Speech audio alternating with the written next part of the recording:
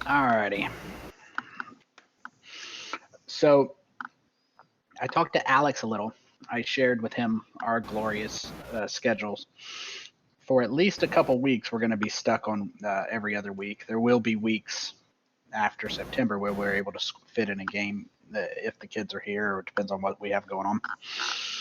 But unfortunately, every Saturday for the next 7 weeks, 8 weeks, maybe, then there's the championship. So let's say 9 weeks. We have 2 football games and a soccer game, sometimes at the same time, sometimes in different locations. Hot damn. Glorious. Hot damn. We're going to figure it out. So there's that, at least.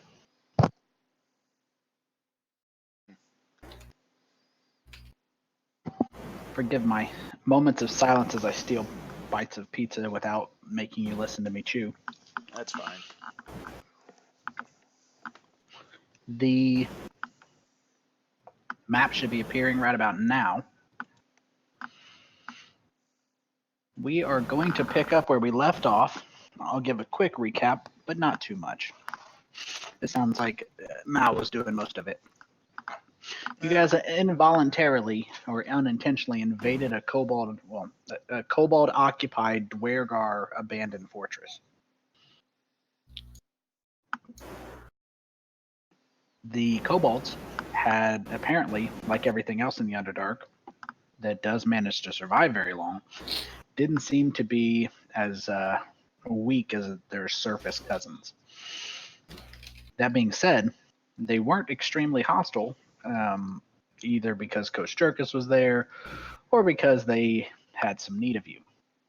They seemed to be sharing the fortress with a black dragon, and they requested, or by use of hostages encouraged, you to take their money and travel to the city of Gracklestug, known as the City of Blades, and trade their trade bars for acid-resistant armor is the overall plan.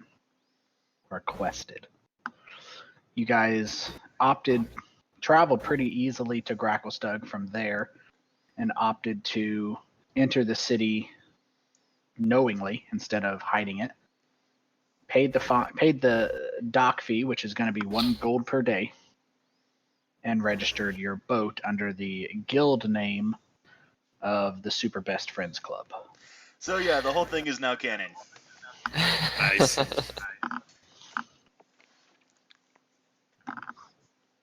And right before we left last game, Hemeth told you that outsiders were restricted to the docks district, which is where you see the map.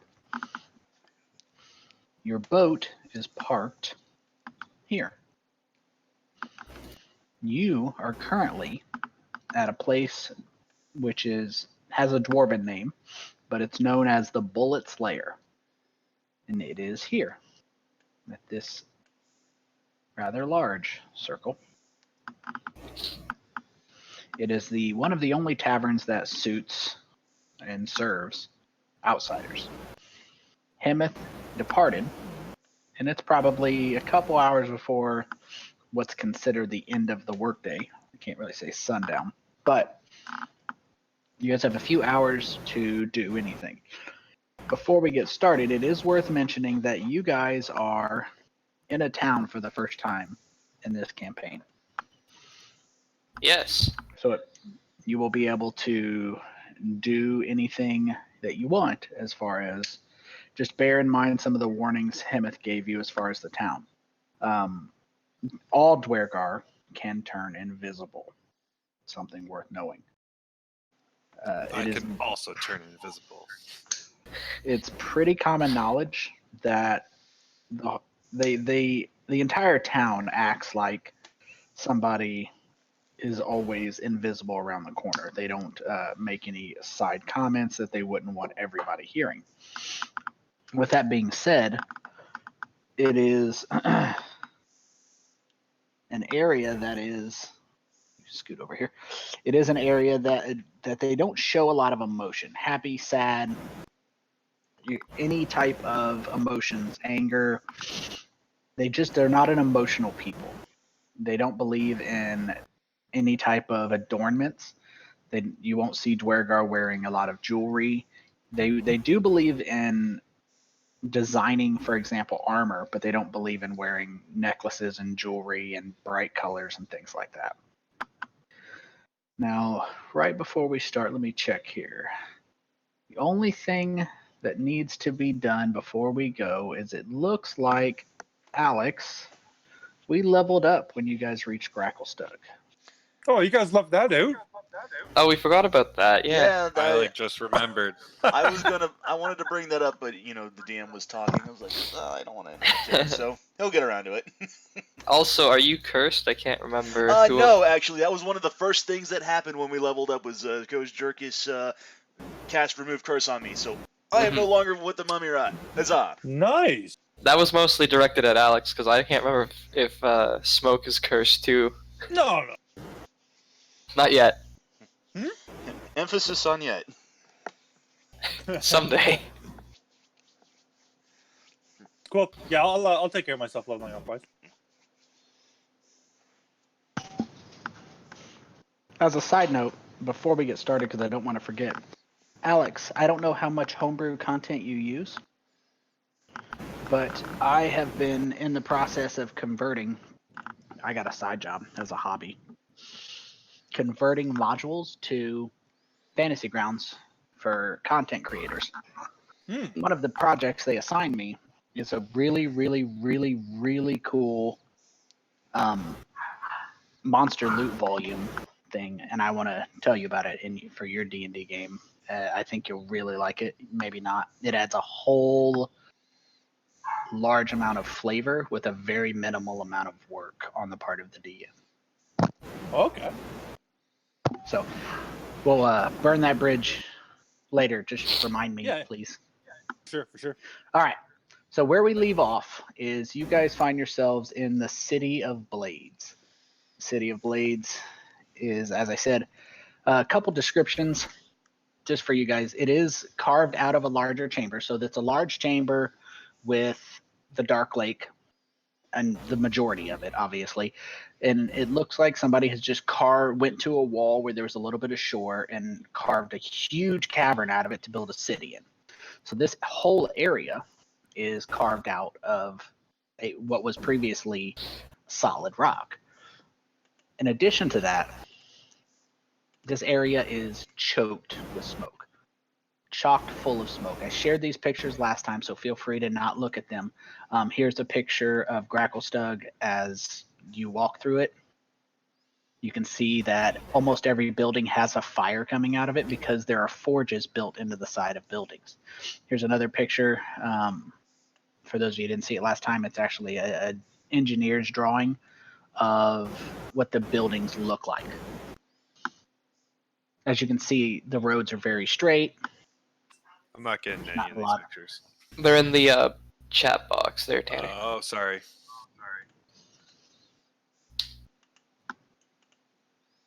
Thought you were sharing them. My bad. I started putting them in the chat box because it's easier. I think for you guys, anyhow. Hey Tony, just a quick question. What was that shortcut you said to bring up the map again with our character profile here?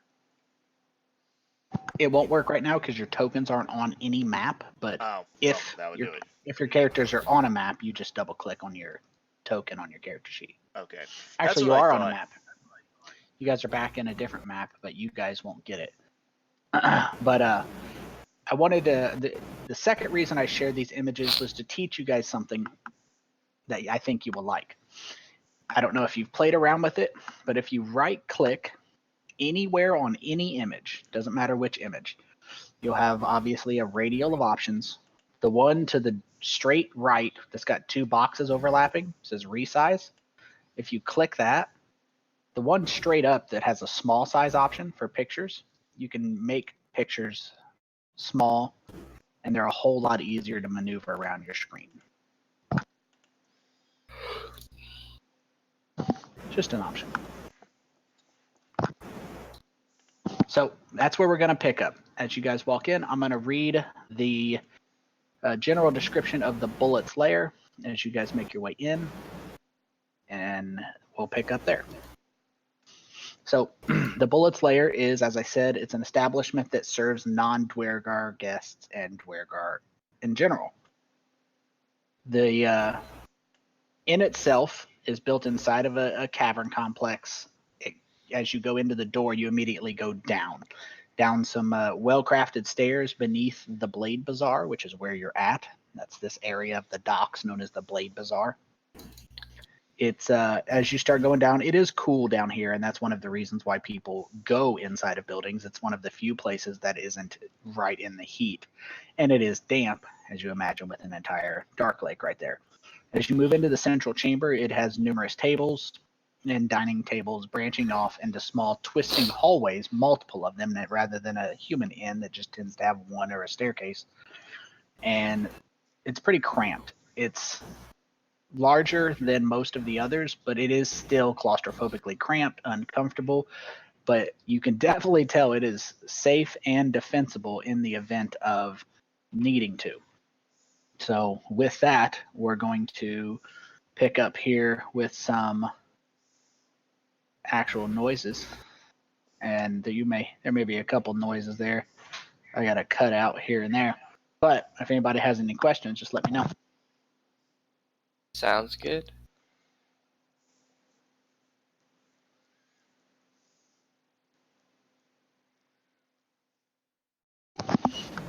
And of course, the ever-present blacksmith sounds that you hear. It's a little quieter. So as you walk in, there's a number of Dwergar seated around tables. There are some Darrow, but there aren't any non-Dwergar or non-Darrow around here that you see. I'll turn down that blacksmith hammer for you to save your ears a little bit.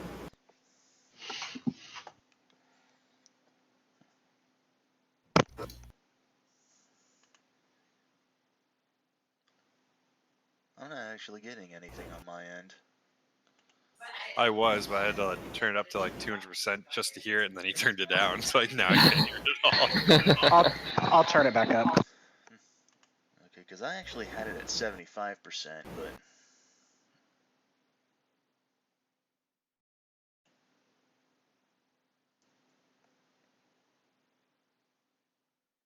Well, I will turn it back up for you guys. It was loud on mine. I didn't want. Here we go.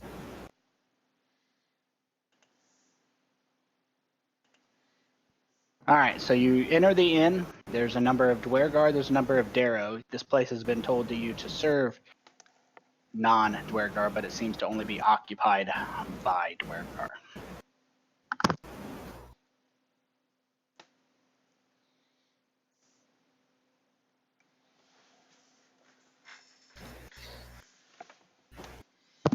Ready, set, go. Alright. Go. Who's gonna get us some rooms? Some places to Who's the sleep? most charismatic? Go for it. I mean, I've I am already went not ahead and I've already negotiated the thing of the boat here, so...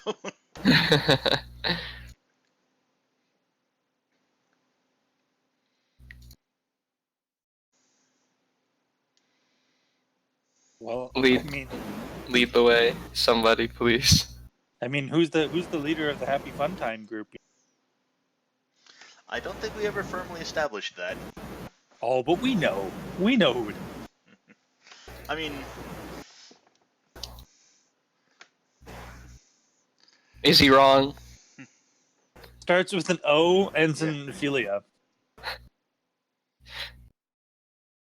Entire name can be summed up with two syllables. 2 letters.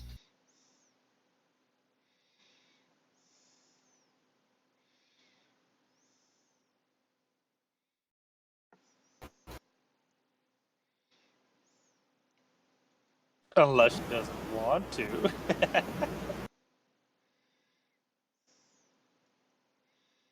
Actually, is her headset working okay? She hasn't said anything in a while. She is talking, but it's not coming through. Hold on one second. I hear her talking, but I can't hear her.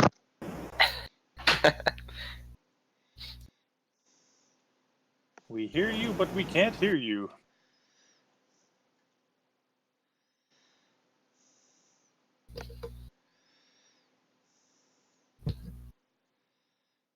Uh-oh. Bum bum bum.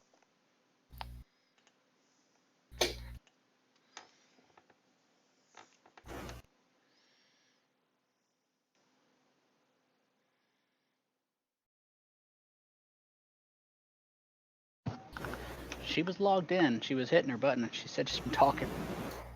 And it's just not been working. I clicked disconnect. It took like 20 seconds to actually disconnect, so I'm starting Discord. Alright.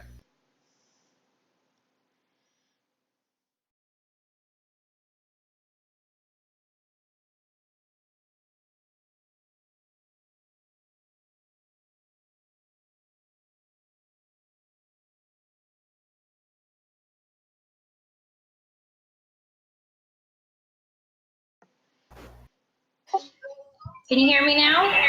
Yep. Yep. Yep. Well, that was a whole 15 minutes of conversation. Oops. And My bad. it's probably my fault. I hooked us up to Discord before we went to get ice cream, so it's been hooked up for 2 hours. So maybe Discord just said "fuck you." All right. So I guess I'll go up to the innkeeper and ask how much would it cost for us to get rooms for me and my friend.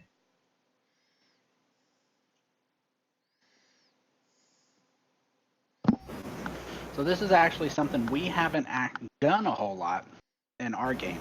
So I'm going to send you the general information to talk about. So just for perspective here, guys, our goal is not to finish this, get in and out of this city. This city is intended to take some time to play. You're supposed to, you don't get a lot of time inside of cities. So for the record, if you want to shop for stuff, you want to do stuff like that, you're more than welcome. So that being said, I'll share it here. This is, I'm going to give a short description because we haven't covered this very much.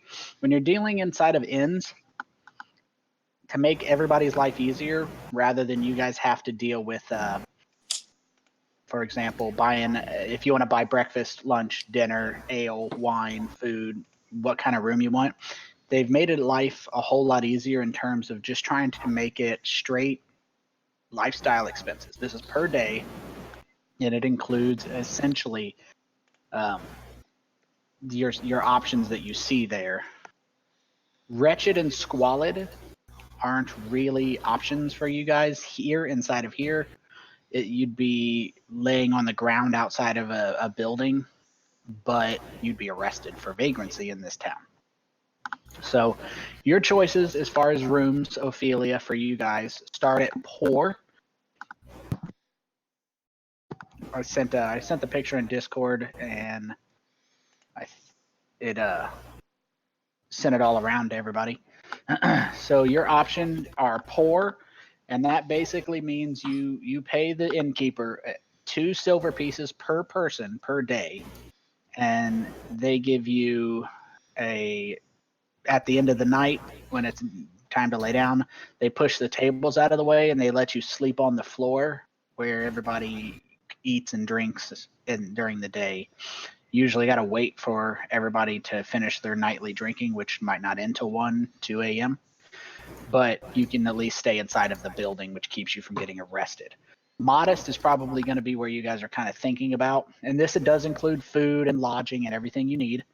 And it ensures that you live in a small room when it comes to the inn. It's a common room that houses, anywhere from 2 to 10 people. It's pretty standard for soldiers, things like that. It's going to be 2 gold pieces per day. I'm sorry, 1 gold piece per day per person. If you're looking at going into the comfortable range, that would be a 1 to 2 person room, typically 1. And the food quality is better. And we'll just leave wealthy and aristocrat out. But your 2 real options for you guys are going to be poor or modest. And those are going to be sleeping on the floor sleeping in a community room, or if you really want to splurge and pay 2 gold pieces, you can get your own private room with just you or you and another person. You're gonna get all your food and everything. What do you guys want to do? I'm good with just doing modest. I mean, personally. Yep. I'm used to sleeping outdoors, so neither matters to me. Yeah, let's just stay with the modest accommodations, yeah? Alright, so we're Beds gonna are go. probably too small for me, so I'll be sleeping on the floor anyways. But this way you get food. Ah, fair. So I guess we'll do modest. Okay. For you guys, that'll be for all 5 of you. 5 a day. Easiest way to do that is just you to, and it's kind of the honor system in general. We haven't had to deal with money a lot, so it's on the inventory tab of your character sheet at the bottom. Just whatever number's there, take 1 off. You just left click and rewrite. Does it make sense if we just take the 5 from our party money stock? That's fine by me if that's what you guys want to do. I'm fine with that. Yeah, sure, why not? So if you changed the money on your sheet, change it back, and I will change that from 49 to 44, and then every day I'll just keep going down until you guys run out of money, at which point you'll have to pay yourselves. What does the platinum cost? What's the transference like? I think it's 10, 10, 10. It's 10, 10, 10. And EP is not a thing. That's what terrorists use. So. All right. And so it's 10 up and down. Cool. Okay. Every step. So you guys acquire rooms. They put you in a community room. It seems kind, but it's probably because they want to keep you guys all in one room. The Dwergar are minding their business, eating, and they're pretty much just as Hemeth described. At this point, Hemeth is off trying to make contacts, get people who are willing to help you, and you guys are free to go into the Blade Bazaar. Mind you that you guys saw many different races in the Blade Bazaar, so you're not going to be extremely out of place, but it's one of those things that he did warn you that you have less rights than you have. And you're denied more rights than you're granted. Probably not a good idea to draw a lot of attention to yourself.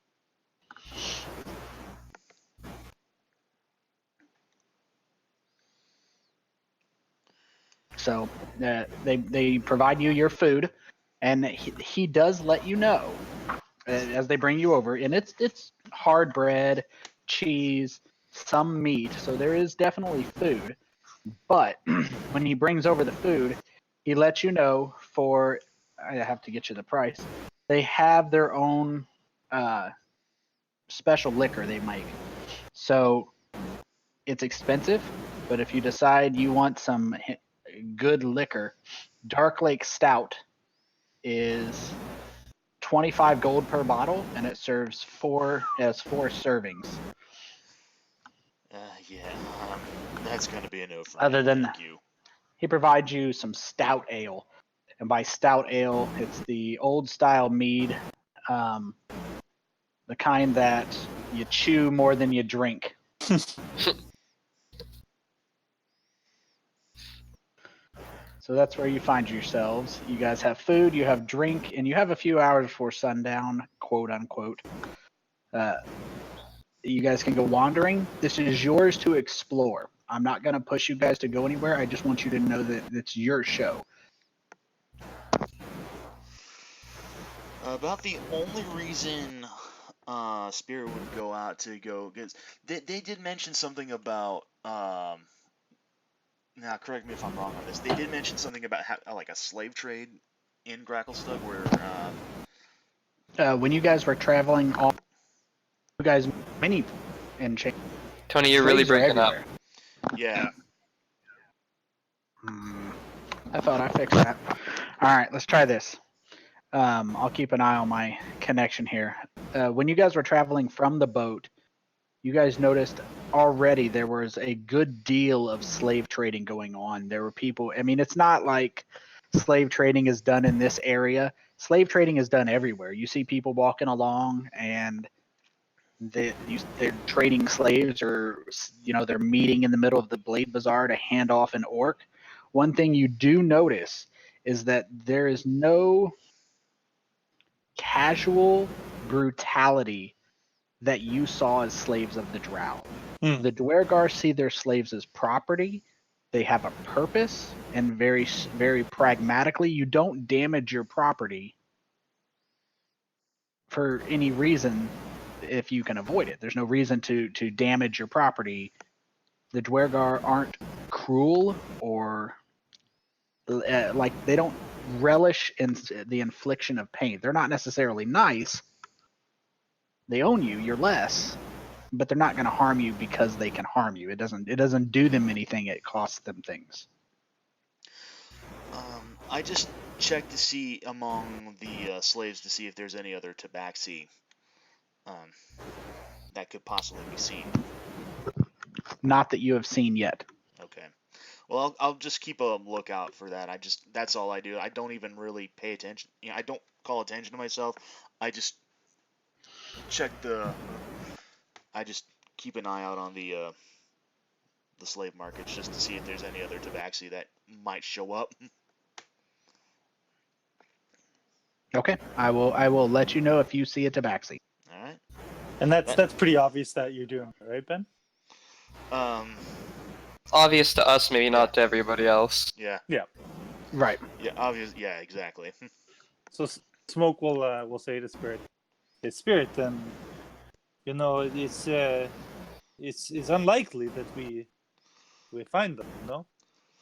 Here, yeah, I understand. I mean, it's unlikely, but I have to hold out hope just on that off chance. well, how about this? After we do whatever we need to do here before we leave, perhaps we could inquire about purchasing some Tabaxi.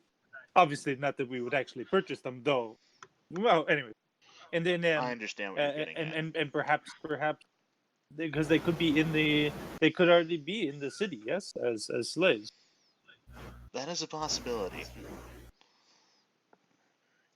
I can disguise myself as one of the Dwergar and ask around a little bit more for you. A little less suspicious, like. Yes. But it could be worth trying. Absolutely, yes.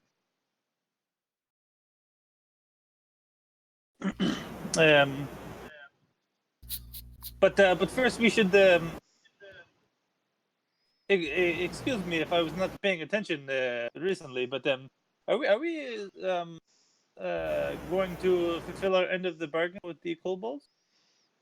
That's the Of plan. course we are. Yes! Oh, I knew that. Yes. Okay. So perhaps we should explore that avenue. Yes. They have dragon. Yes. And I know you like a dragon. Yes! You are like a little dragon, huh? Yes!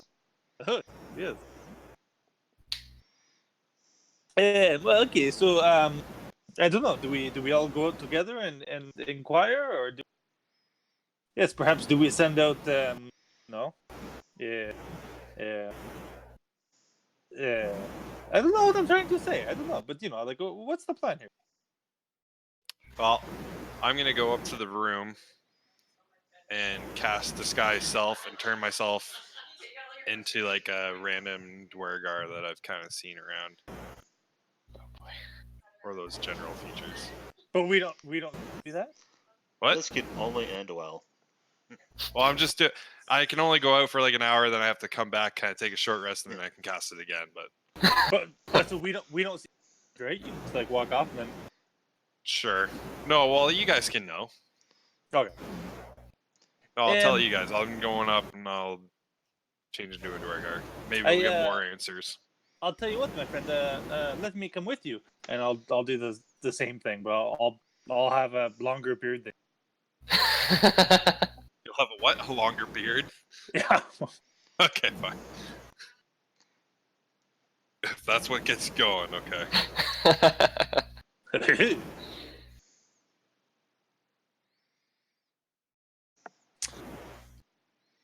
So where are we going to go? And also, Oh! do we speak Undercommon, or what do we speak of? I'm pretty sure everyone Undercommon's speaks the, Undercommon. I think Undercommon's Oh! the friend we're leaving here. What's up, Kosjurkis? You He's got like something? hopping up and down in the background, waving his hands. Yeah, what's you got for his little friend? Should get work. And he like jingles like a very, very empty coin pouch at his waist. Yeah. Yeah. Good So idea. I'm gonna go over a couple options that we didn't. Again, I'm trying to give you guys a little bit information because we haven't had any time inside of an actual city in quite a while. So some of the downtime activities is what this is called. Downtime, time not spent adventuring. Some of your downtime activities are. This is just a list of them. There are, trying to buy stuff if you wanted to go shopping, crafting, practicing a profession. None of those are necessarily too enthusiasting or too exciting, but I can never pronounce this word correctly, so please forgive me. I think it's carousing, I believe is the word they're going for, and it costs a little money, but I'm trying to pull it up here. There we go. So here we go. So I'm trying to skip over the ones that don't apply to you. The book has things like building a stronghold.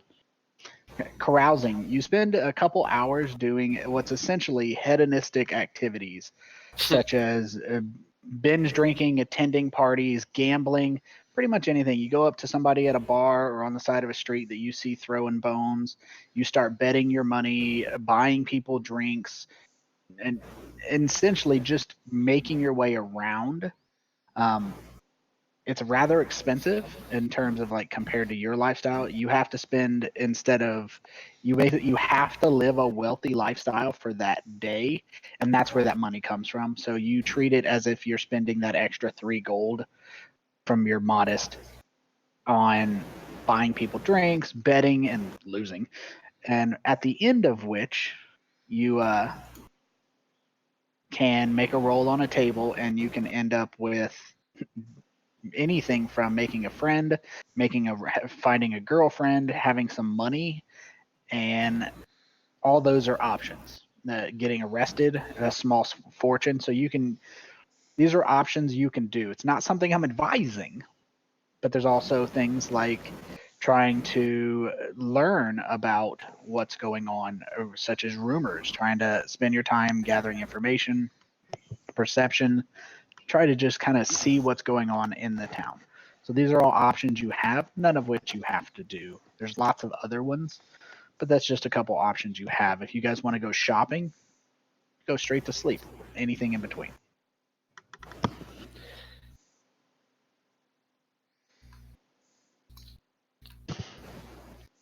But you said you wanted to go up and turn into a dwarf, right? Yeah. Yeah, I think so. What? Just the two of us are going to turn into dwarves and then go for a walk. Yeah. See who we can engage with. Like, maybe go to the bazaar and immediately try and see if there's anybody. Yeah, we can put an order in because that'll probably take a while to actually get. Well, Hammond is working on the order part of it. Oh, is he? Yeah, I believe so. Okay. Yeah. He said that he was going to go try to make contact and reach out to you guys, and basically that you guys should probably lay low for a little bit. Well, what if I know we've already split the party, but what if what if the two dwarves go and inquire about purchasing Tabaxi slaves, while everybody else, tries to find work or tries to find a way of making a little bit of cash or something while we're here? because Hammett conferred to us that it probably would take a while for all of this to get made, right? He said a few days before he can make all the activities. But like once the order's been like put into place, like it probably would take a while for it all to get made too. So we're probably gonna be here for a while. There was a reason I put down 10 days as the length of stay, so. Mm-hmm.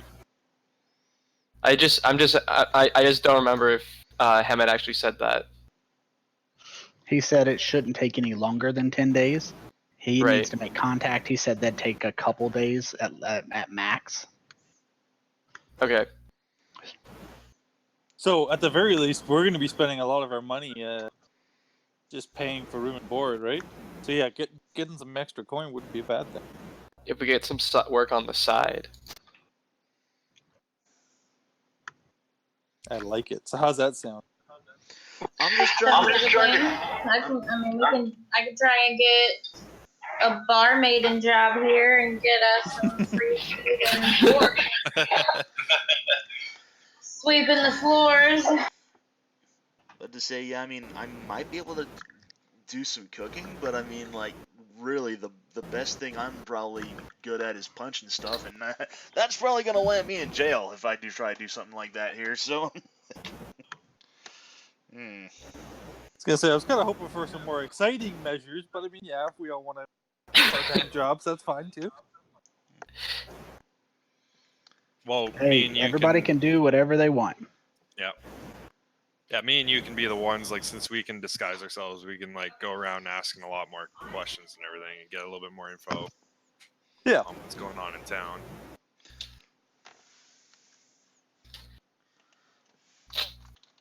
That sounds good to everybody. Show. That sounds good to me. We should see how deep we can get into the city. Oh my god. I can only do this for 3 hours, just so you know. I can only do it for an hour, so. I bet you could recast, right? Oh yeah, I can recast. That's I can what I mean, recast so- as many times as I want. Just I have to take a short rest in between. I And just the- like the idea of you're just like, oh hello, and then they respond to you in Dwarvish, and you're like, what? Oh, I wasn't raised by dwarves. Excuse us, we are how you say stupid. We don't know our native language.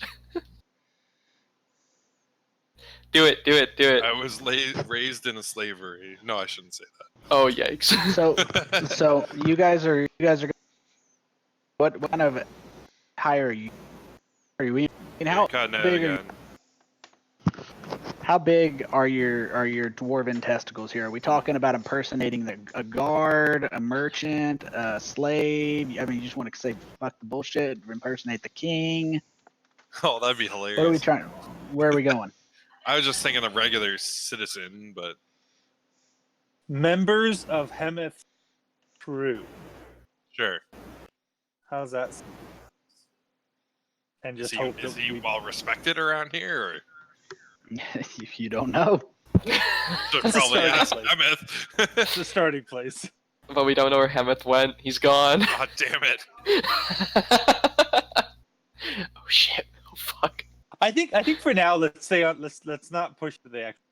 Let's Yeah. walk around outside. Like I looking would at say slave just like trade. if we pass by like a random citizen, we'd just like impersonate a couple of those guys, or we just completely describe our own visage and be like, I'm about like yay high, with a I'm a young looking dwarf with like some stubble. I don't know. I'm completely bald up top, but I got some stubble on my face. Oh yeah. We got bluish gray skin, not just the gray skin. I don't know what it look like. I need a picture. And I'll be like the exact. we'll just I'll be very similar except older. so the same but different. Nah. Nah. Older. Yeah. He's also got a longer beard. Yeah, like a father or uncle or much older brother, something like that. That'll work. So you two are turning into dwarves and going wandering. What about you, Indomitable? Where are you heading? I'm staying right where I am. Aside from just checking the slave lines every now and again, like from the windows or something like that, I think I'm just gonna stay right exactly indoors where it's nice and secluded, relatively. All right. Kosjurkis, what are you doing? Kosjurkis is gonna wrap his blanket around himself like a cloak and fashion it into a cloak with like a big hood and go out on the town looking for work. Okay, looking for work as a Adventurer. or at. If anyone, he doesn't really know what kind of work there is. He just kind of understands that if you do things for people, they'll give you money. So Okay. probably adventurer work, if such a thing were to exist. Okay. And Ophelia?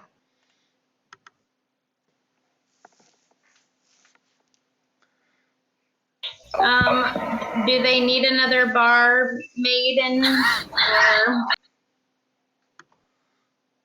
You can try it, and this would be about the only bar you could try it in. So we'll start there with the closest one, which is going to be Kosjurkis and Ophelia. So you're looking to work as a barmaid. Give me a persuasion roll to see if you can talk him into letting you do it there, letting you work as a barmaid here. It's a 18. He's willing to let you try it out. He's willing to basically comp your room and food and give you a couple silver, probably 2 or 3 silver for a day's work in addition to the room and board.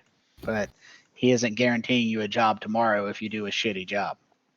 And it's room and board and food for everyone? Just you.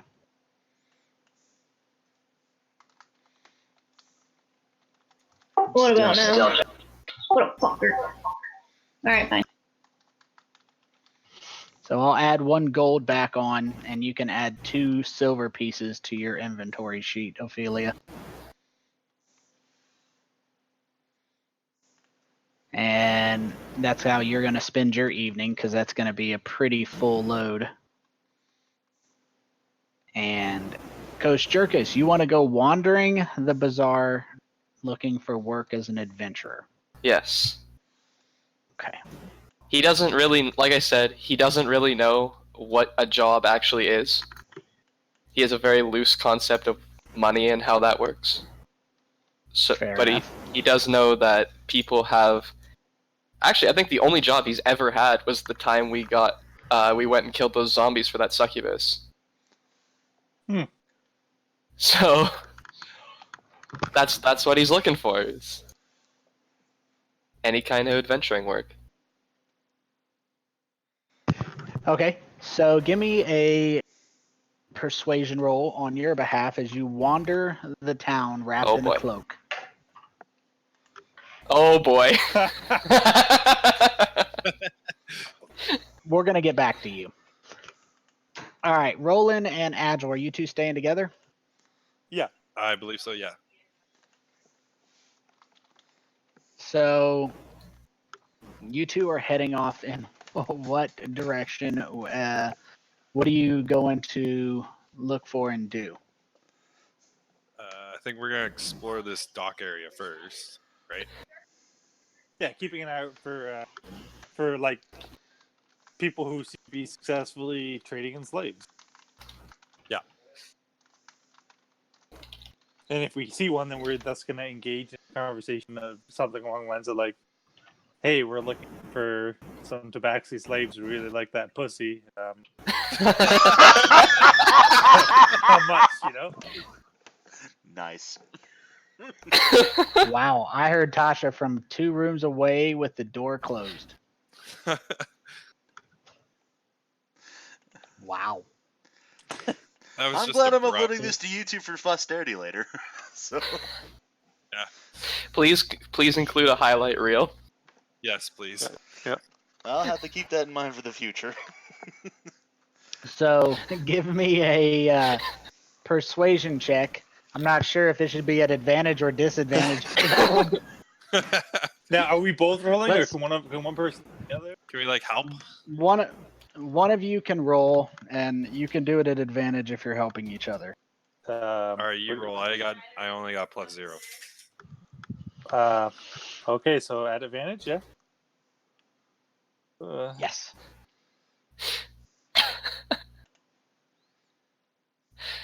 Very nice. I also +0, but yeah, We're both at 0. Damn. yeah. The least So persuasive. the few slave traders you talk to, which there are some around here, the majority of them have never even heard of a tabaxi. Hmm. The races they're dealing in are bugbears, orcs, kobolds, goblins, and then the occasional surface elf. Surface dwarves aren't used as slaves; they're just killed outright. So there are some unusual creatures as far as they go, but they've never even heard of a tabaxi. As far as the people you talk to. But have you seen anything very strange looking? No. Yeah, they haven't. I will say this: as you guys are walking around, you see something a little not unusual, but it seems to be something you've noticed as you're walking around. When there are lines for stalls, food, weaponry, whatever it is, the Darrow, which again, for clarity, I do want you guys to understand there are two races that inhabit this city: the Dwergar, the Deep Dwarves, the Gray Dwarves. And I'll send some pictures of each of those. Not that you need them, but I do want you to have them just kind of for general information. That's not what I wanted to share. There's a picture of a Dwergar. Here's another one of a Dwergar. And just to give you a little perspective, they're straight dwarves. I mean, it's just as simple as it gets. Here is a Darrow. Ugh. They are taller, but a lot thinner. And common knowledge is that they are the result of many, many hundreds of generations of interbreeding humans with dwarves, and then those with dwarf. They're mutts. They're genetic mutts that result from hundreds of years of tortured experimentation. They're mentally jacked for that reason. As you are moving through, and Hemeth did tell you they were second-class citizens, but you actually see it, where there'll be two Darrow in line, and Dwergar will walk up and just cut in front of them. And I mean, no one says anything. The Darrow don't say anything. They just accept it. It seems to be a normal part of everyday life. So there are a couple things that kind of stand out to you as you walk through, but no, there is nobody around that's seen or even heard of a tabaxi that or anything that even meets that description.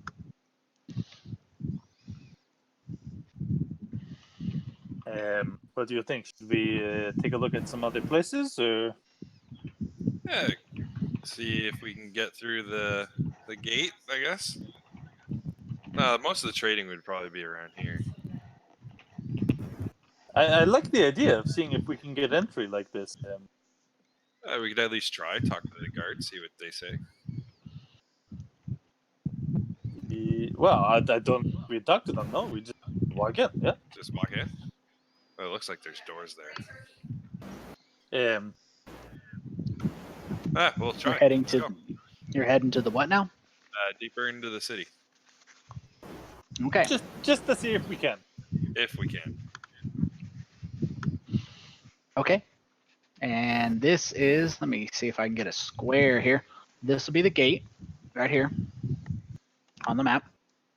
So you guys head over, and there are, shocker, there are guards. I knew it. No, you should. Like there's a couple barring guards. the way? Like barring the way? Or I mean, they're just, the gate's closed. they're just standing there guarding, and you guys walk up and they take a look at you, and they don't say anything. They just wait for you to announce yourself, mention your purpose.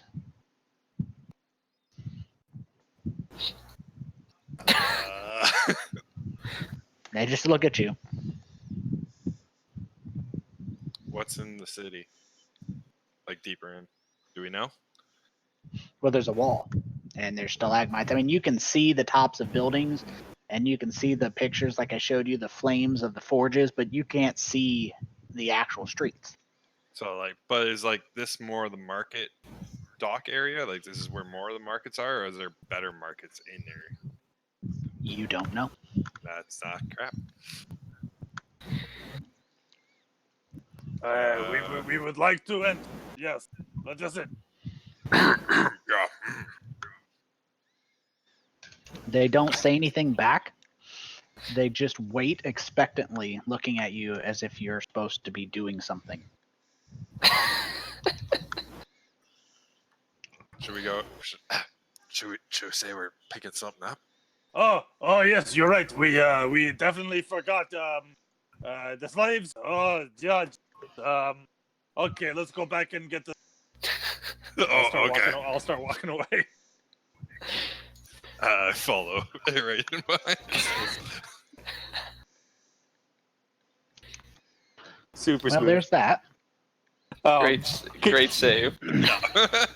If there's a dark somewhere nearby, I'd like to just chill there for a bit and watch, and hope to see maybe like a different Duragar enter the city. See what they say and stuff. Okay. Yeah. So, as you're sitting there waiting, you do eventually see someone go out. They walk up to the gate guards, and they lift the flap of their jacket, and it's not a large lift. They don't pull it off. It looks like they just enough to show something. Whatever it is they show them, they put down immediately after showing it, and then they open the gates just enough for them to slip through. Crap. As you're sitting there, you guys see something that is so unusual compared to the dark gray colors, the helmets or hats.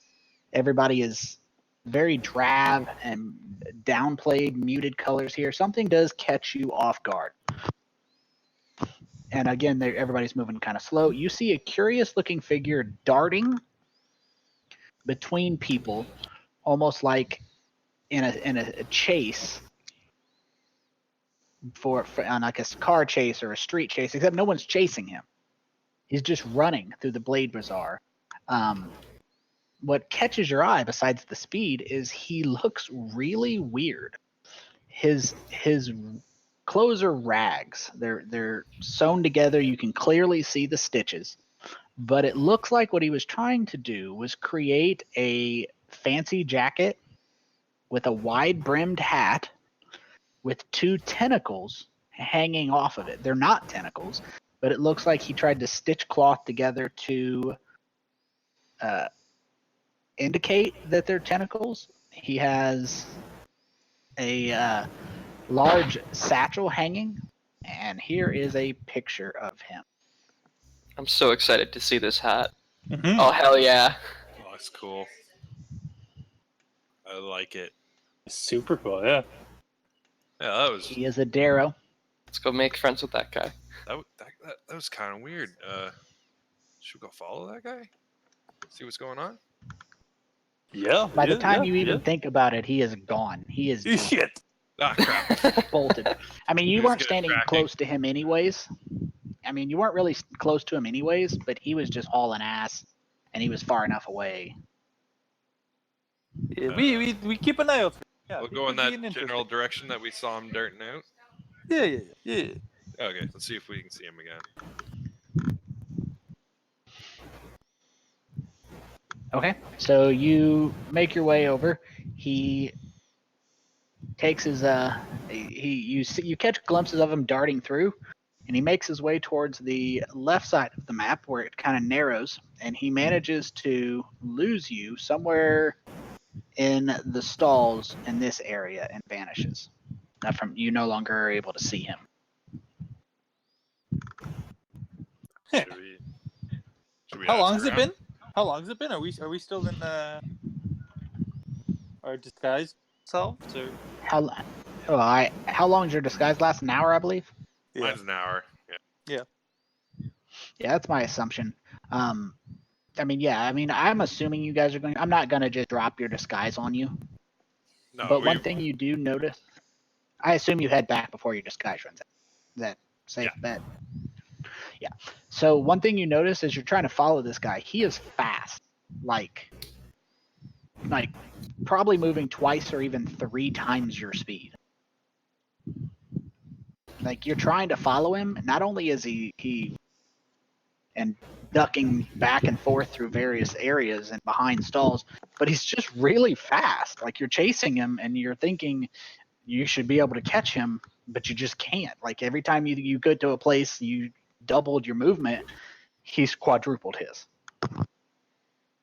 What about your Tabaxi speed? Can you use that in this form? Yeah, but he's gone. No, he's gone. It's true. I don't know. All right. I can't chase what I can't see. I guess should we ask around, see if they saw where he went? Yeah, it's worth just asking. Who knows? Maybe he is some type of legend here. Like Some kind of myth.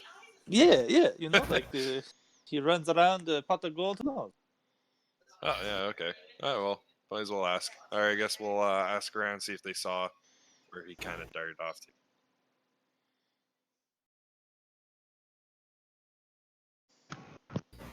Give me a persuasion check. Go for it this time. I'll aid you. Okay. Oh, okay, cool. It's like the Two Stooges. What do you mean? It's going There you perfect.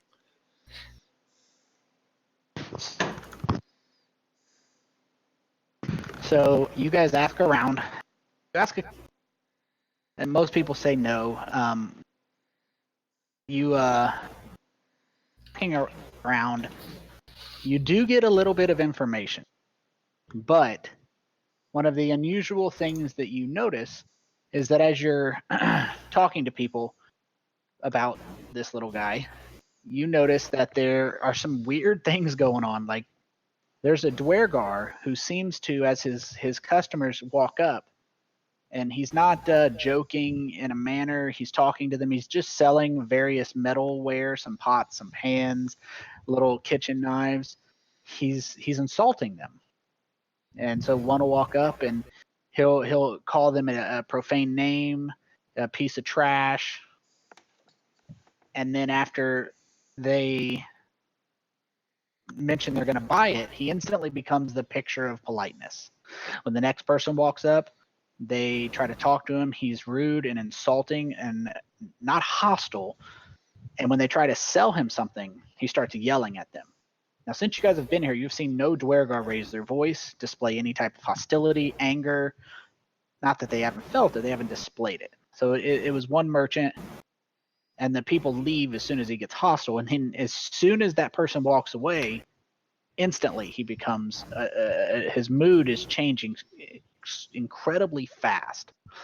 So that's just something you notice. You do eventually meet a merchant who says he's seen him, but it's actually not a dwarf. It's a Svirfneblin. It's a group of Svirfnebli who are kind of huddled together. They have some collection of things that they are selling. And you talk to them, and the first one says, yes, they've seen him a couple times. And they're curious what you're willing to offer for the information.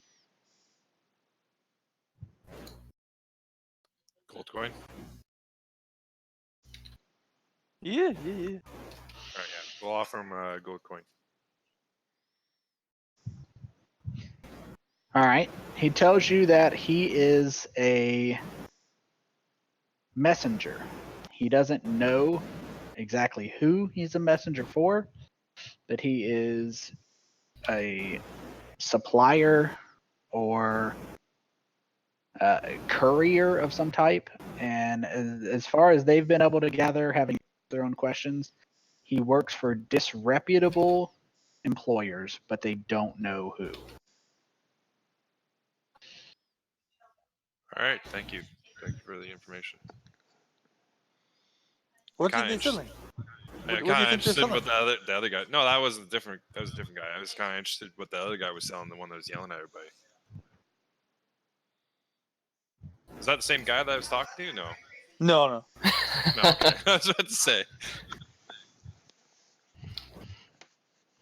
All right, let's go talk to that other guy that was yelling at everybody. See what he's selling. Remember, do not try and sell anything, because No, then you get no, very angry. I'm gonna try and buy stuff. Yes. See what he's selling. Okay. And you walk over. He treats you the same way. He starts off at mildly insulting. When you express a desire to buy something, he's selling knives varying in price from 1 or 2 silver, pans for a couple copper. Nothing too horrifically high.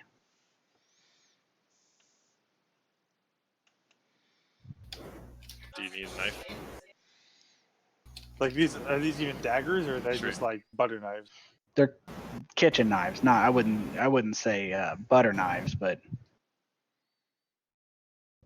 Not weapons per se. absolutely not.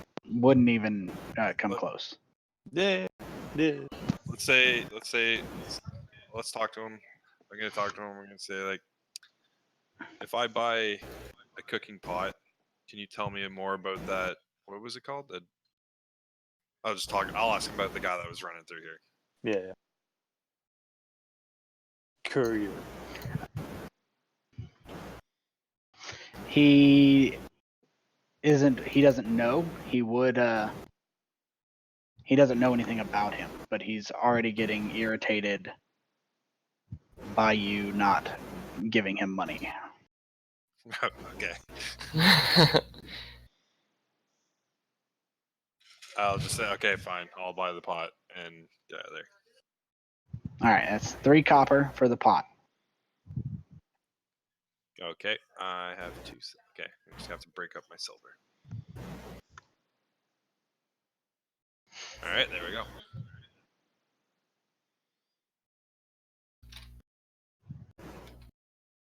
All right, now what? Yeah. I don't know. It feels like I don't know. Maybe we should just head back for now, no? Yeah, I guess we can head back. I'm Yeah. gonna just kind of actively listen to anything that sounds strange, I guess. Fair Or enough. anything that's noteworthy. Yeah, pay attention. We'll both pay attention as we head back. Okay. Perception check. So I'm using your passive. Oh, that's fair. It's pretty high. I would have used it even if it wasn't. Oof. Oh no. That being said, Kosjurkis. Mm-hmm. So you are wandering around. Mm-hmm. You are trying to sell your services. Mm-hmm. A- As and- most powerful wizard. And friends. So you make your way over and you start basically looking around. Hey, I know magic, essentially. Taking a look at your spells. The things you're probably offering aren't very nice, but mending, things like that. Yeah. I'm assuming you're not trying to cast Melf's Acid Arrow or No, Dragon's Breath. He's just like, making little things happen. Maybe showing off that Right. transmutation thing that he can do. Where he can, like, turn materials into other materials for a little bit. Right. You are in the middle of showing off a little bit when you hear very faint pops from around you as 11 Dwergar guards in armor pop visible I knew all it. around you. Okay. So they're the stone guard. They're wearing chainmail. They're carrying shields. Their arms include things like an actual short sword, javelins, things of that nature. I don't have an actual picture of them, just a fun little picture there. One Yeah. of the things that you notice is as the ones that appeared, half of them instantly double in size. Okay, so they're like looking to fuck shit up. Would They be a pretty double in good. size, Mhm. and the leader one, who has not doubled in size, tells you that you are under arrest for economic espionage Uh-huh. Okay. and conducting business without a license, Okay. So casting unauthorized spells to the endangerment of the public, and rudely intruding upon the peace of the people. And how far away are they from me? They literally have you surrounded in every direction, 2 layers deep. I see. That kind of takes away my previous plan. They got as close to you as they could and then turned visible and then used enlarge, increasing their damage. I So see. if I they see. did have to hit you, it wouldn't take many. I cast fireball. I might be. No, I'm kidding. If you I don't gotta have- go out, you got fire cultist. Fuck this shit.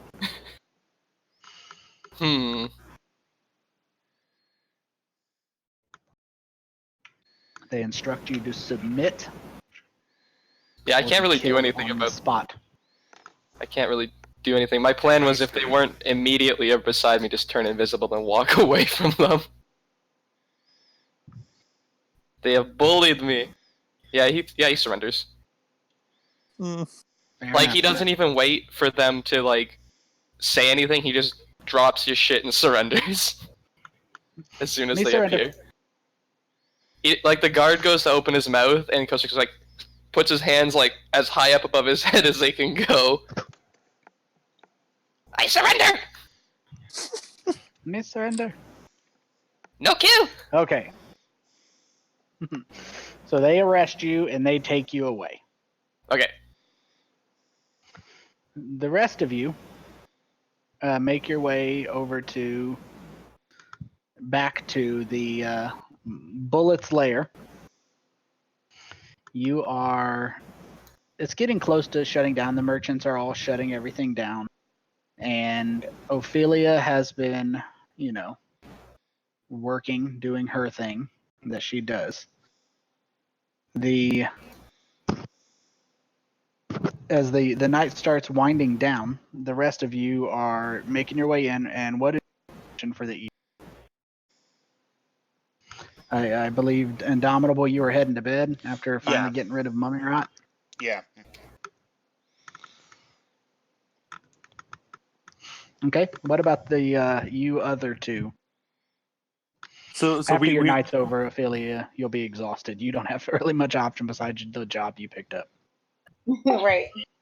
So we made it Okay. back at this point? Yeah, nobody interrupted you or stopped you. That's visible. How late is it? Relatively speaking. It'd probably be about 9 to 10 o'clock at night. Estimate.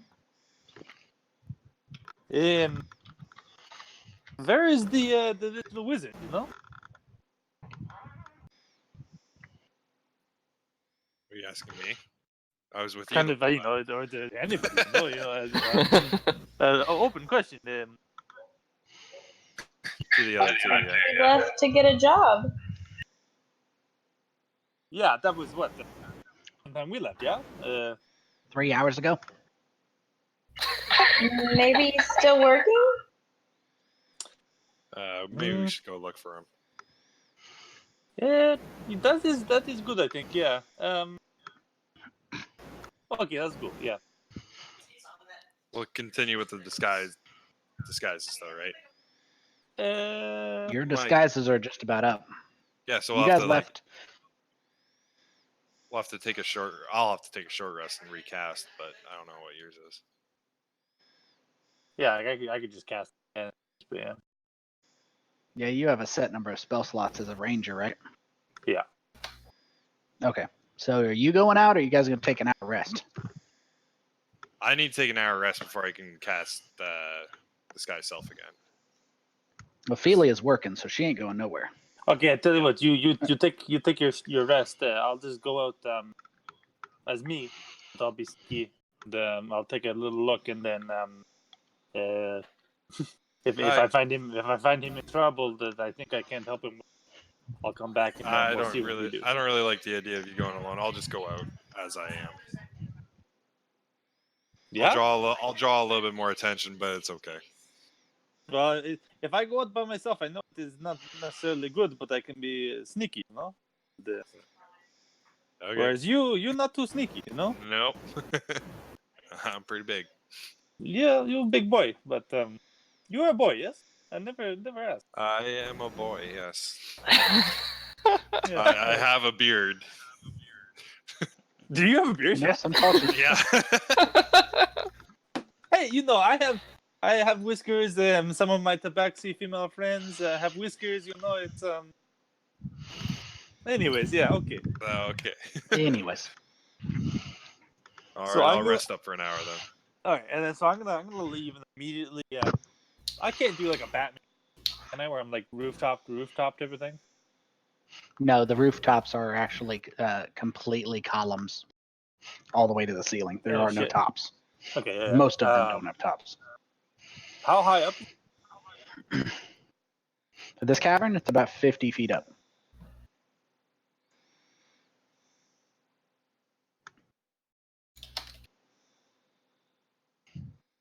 No, I'll just walk like up, and cover the ears, and like try and be like as stealthy as possible without, you know, like obviously jump from like shadow to shadow.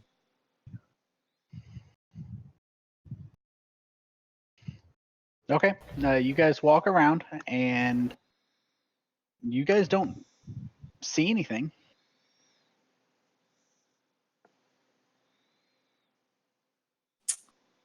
Um, I mean, people are just shutting up their shops. The few that are still open, most are empty. so I'll spend the majority of the hour just walking around trying to get sight of them, see if there's, you know, like any indication, right? And then if I don't find them, I'll just go back. Okay. Yeah, you don't find anything.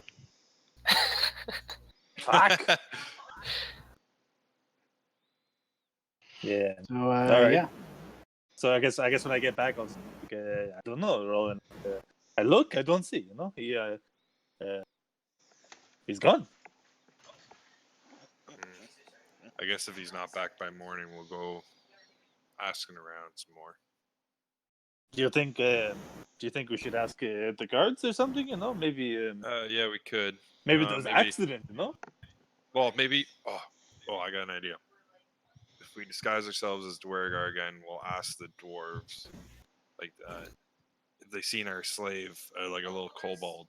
Oh, this is good. This is a good idea. See if they caught him.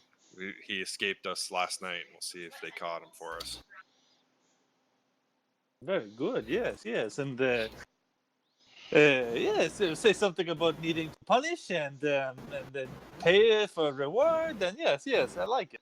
Yeah, that sounds good.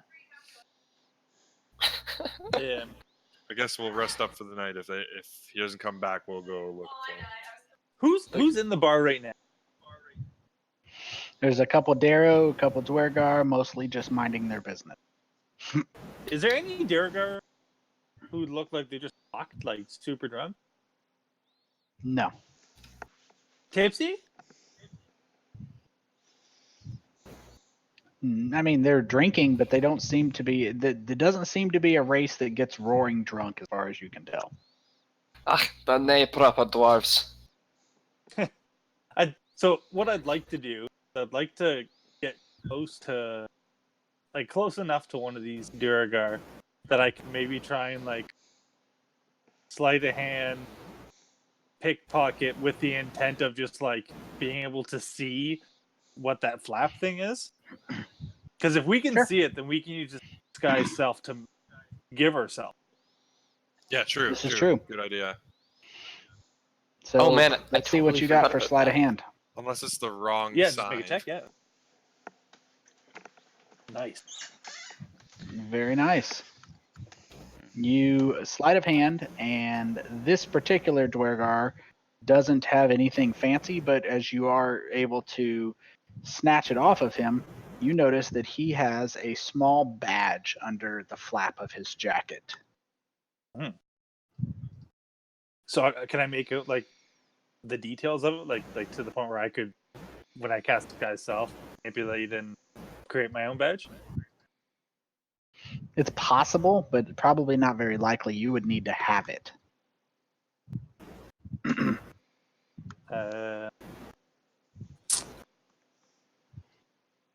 gonna need to snag another one, or you just go by yourself. Unless you're planning on giving that one back. So do I have to? Did I take it? Do you want it? Yeah. Yeah. Okay. So yeah, you take it. All right. Walk over to a different guy and try and do the same thing. Oh, fuck. Okay. The gang goes to prison. I found Kosjurkis. Except we won't be able to find you after that. Where is Rolen at anyway? I'm in the bar. I'm just kind of hanging around. Okay, so you reach under and you steal another one. Ophelia's serving some dark lake stout. She's getting some unusual eyes, but the barkeep is obviously more of the friendly kind. He hired her, and 5 Dwergar guards pop into visibility. 2 on the front door, 2 on the tunnels leading out, and 1 by the bar. The one by the bar says, close enough to Ophelia, as he points directly at Agile Smoke and then turns directly and points at Rolen, though Rolen wasn't close to him, and says, these 2 are under arrest under the authority of the Stone Guard for impersonating citizens of Gracklestug at the main gate. Crap.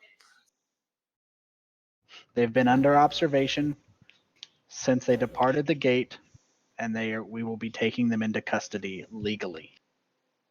Like, did they watch us transform back? Because I would have done that in my room. You don't know. Okay. No worries. They watched me change. It's fine. Herbs. And they look over at you. The bartender, he doesn't fight on your behalf.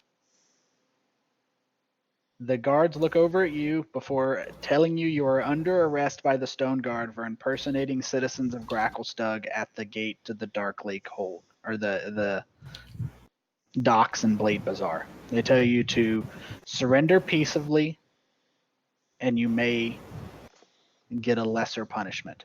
Fight and they will kill you on the spot. Gentlemen, Oh, no. I believe this is quite a misunderstanding.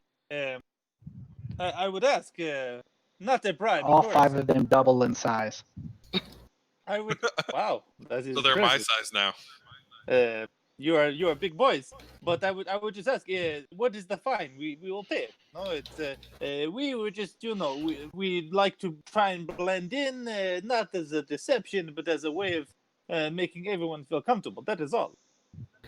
They draw their short swords. Can I go change into a guard?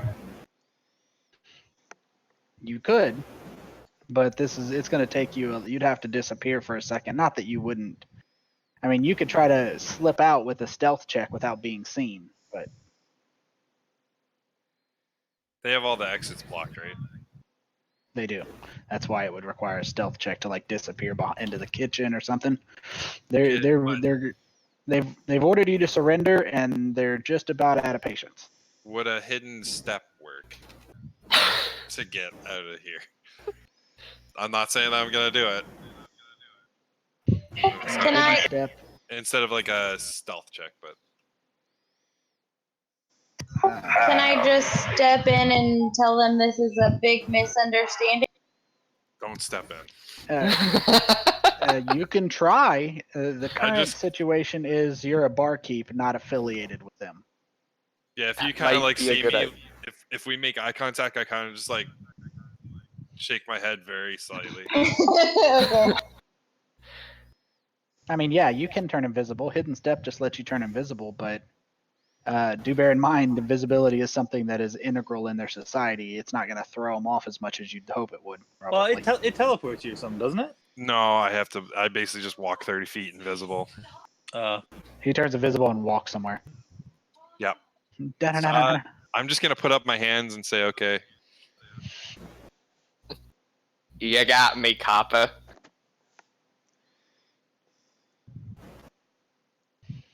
Can you prove right, it was what- me though? Oh fuck. You're I'll put up my guilty of hands anyways, deceiving but them. yeah. Okay, fine. There's a reason Agile? why I posted that picture in the Discord. How many of them are there again? 5? 5 enlarged now with their weapons drawn. Mm-hmm. Yeah, I'll follow Roland's. Leave my hands are up in the air as well. Okay. They take you under arrest and escort you out of the tavern. And Ophelia is still gets hollered at for watching too long and not getting the drinks delivered on time. I would like to, as if at all possible, to use sleight of hand to drop or like get rid of the fucking badge. You know? Get rid of what now? Oh, the badge. Okay. Yeah. Just throw a sleight of hand, see what you got. Like I don't, because if they're gonna, I assume they're gonna search us. If they find that, it doesn't look good. Oh Oh shit. no. Put it in your prison wallet. Again, the picture that I posted in the Discord is very apt for this situation. So, yeah, they catch you trying to dispose of it, and they inform you you've now been convicted of theft. Yeah. I didn't say charged, by the way. So yeah, Ophelia, your night goes relatively uneventfully. Towards the end, you get a letter from him. It's directed to the group, because he told you to come here, and it's signed. It's for you. Towards the end of your night, you are exhausted. You've been feeding and running food. You did get your room and board covered, and you also made 2 silver, which is pretty good money, to be honest. But the note from Hemeth says that he has a meeting with the clan leader about your crafting order tomorrow. He should be able to establish some terms before he is able to bring you out of the docks district for the meeting. Lay low, don't draw attention to yourself. I love To which half of our group has irony. failed to do that. So half our group is in jail. Well, you only Hey. know that 2 of us is in jail. That's true. Poor Kosjurkis is off. He's in his booty hole somewhere. I mean, 2 out of 5 is still technically half. It's just on the lesser I mean, does side of half. Kosjurkis count as a full? He's like 3 feet. He's like maybe a quarter of the party. Yeah. Remember?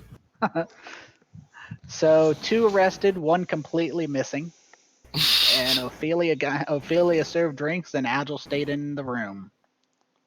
So I'm assuming you guys take you a nice long rest. 'Cause Say, Agile stayed in the room. What about me? I just like the idea I of was about to Agile ask waking up in the Ophelia. morning. Where's the gang? So Ophelia, Yeah. where are you heading? I could just imagine like Indomitable getting up and just like walking out and oh damn it, where's that one? I guess I'm talking to what's left of the group and seeing if they want to go. See what they So want to do. you go let Agile know your friends got arrested and one's missing. Spirit. Correct. Right.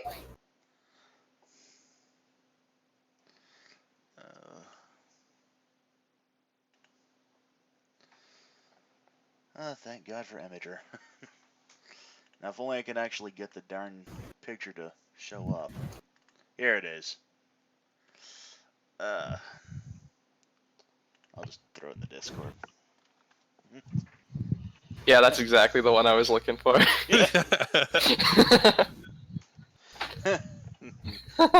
Spirit just walks out of the room and be like, "Okay, what just happened?" So I'm thinking about turning into a guard and going and busting our friends out and seeing if maybe we can find Kosjurkis somewhere on the streets. You do you on that. I think I'm just going to politely ask the guards. That's gonna be a no for me, dog. Yeah.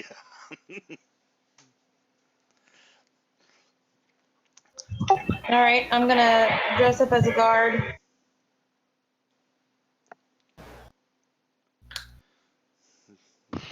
Okay. You turn into one of the stars. And where are you heading out at about 2 a.m.? I'm going. Do what? It was 2 a.m. because you had to finish your serving job before you could do this. Oh. In that case, Spirit's already still in her room. She's probably just still sleeping at this point. Now, if you wanted to wait till the morning, that might have been my fault. Yeah. Morning, That was what I assumed. I thought we were waiting until morning because that's pretty much how long Spirit is sleeping for.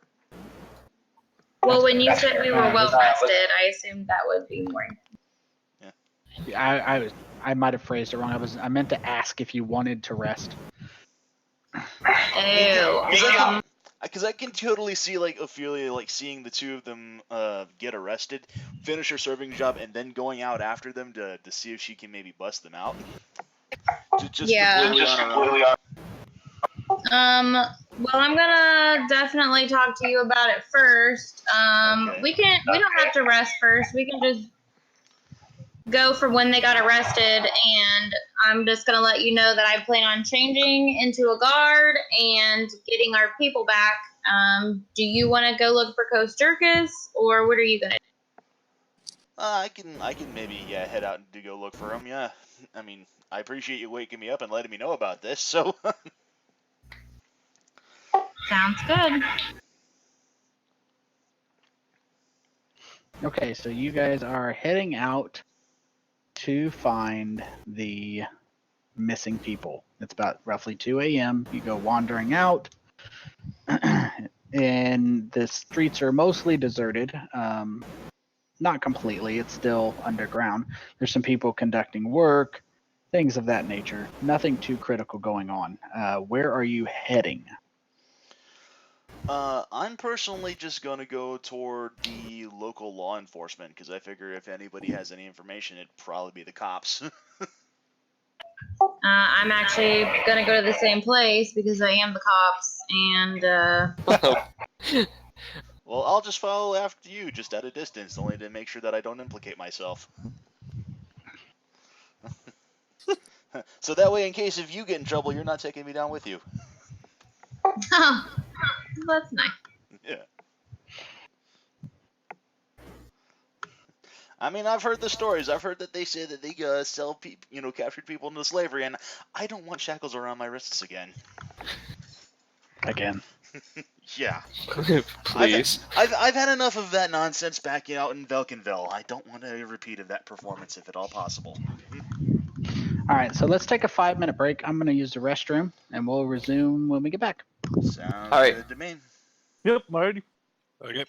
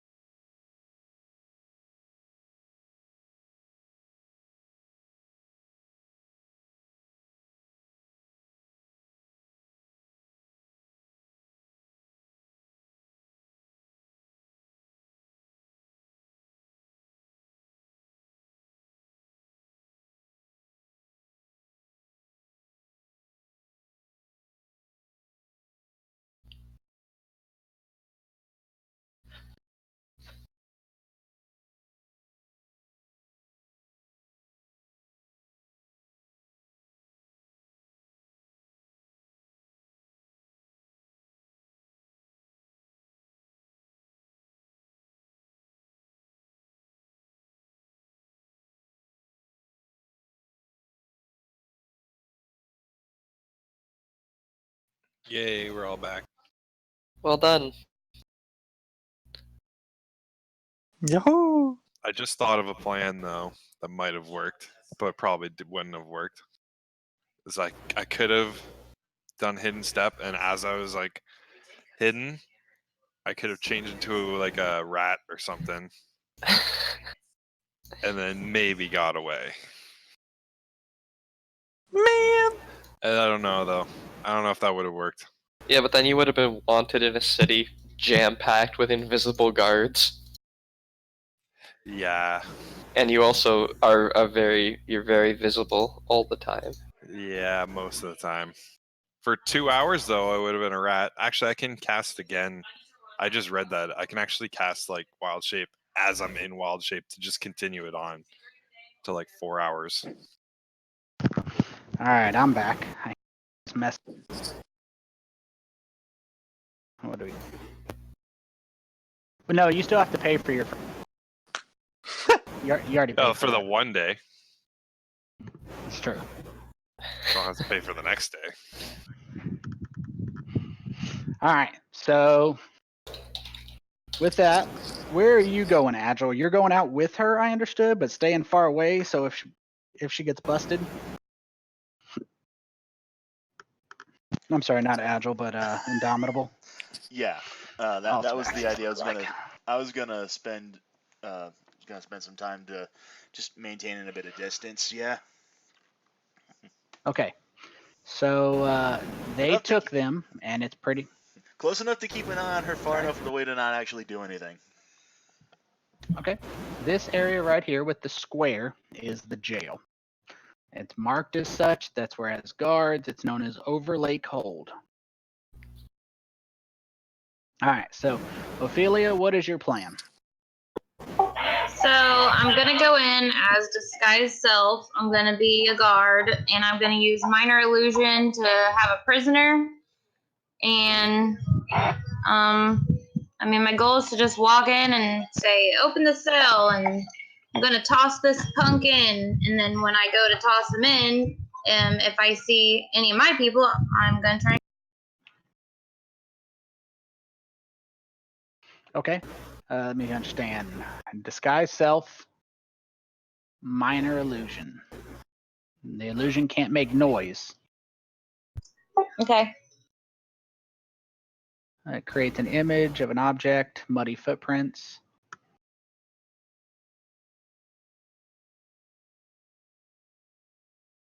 What the hell is that?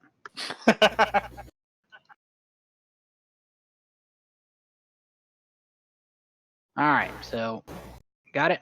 So you walk up, the guards take a look at you, and the first guard says, "What's he coming in for?"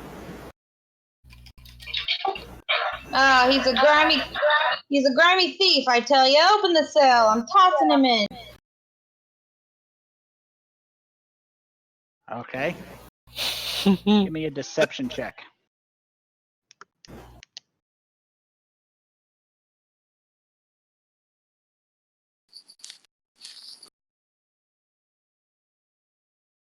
Oh boy. Although I don't generally make it a point to point it out, I try to. You guys just gain levels. Don't forget you have the actor feat, and you get advantage on that check. So go ahead and roll it a second time, and we'll take the second one.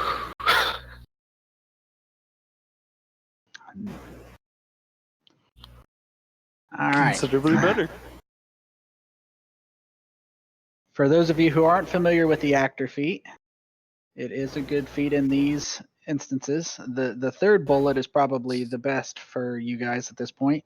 You can mimic the speech of another person or a sound of other creatures. You must have heard them speaking or heard creatures similar make their sound for at least 1 minute.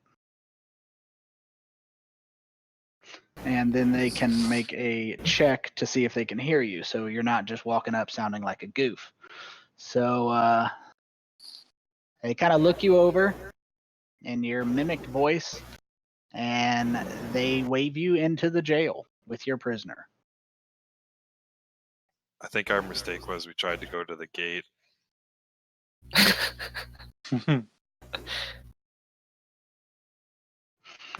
Okay, and they let you in the jail, and you get inside. It is a confusing maze of corridors and cells and things of that nature. And what is your plan at this point, Ophelia? There's occasionally a guard or two, but in general, other than the patrolling guards who don't seem to pay a massive amount of attention to you, it seems like this first area is pretty straightforward. Do I see anybody that I know? You don't. You're just in a hallway with cell doors, so you would have to go door to door to try to find them.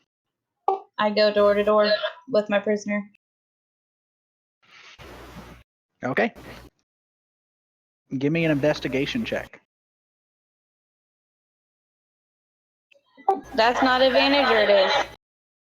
It is not, sadly.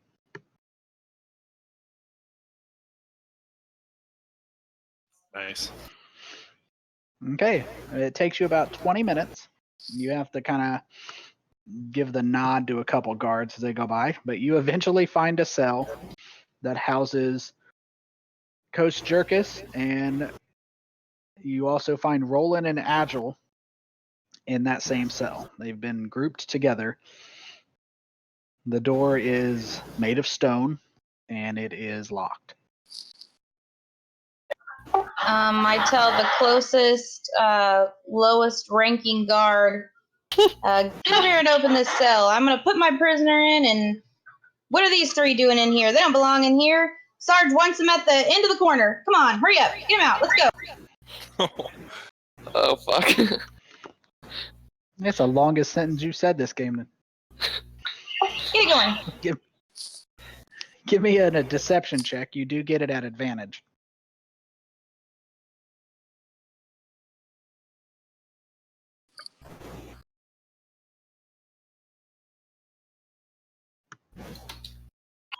Lowest ranking guy. He walks over. He kind of looks at you. He doesn't seem overly intimidated. They don't seem to be an easily intimidated group. And he looks at you expectantly, as if you should include, like he's waiting on you to finish your order. It'd be like if you walked up to somebody and said, I would like and stopped. He's looking at you as if you've said half of a sentence.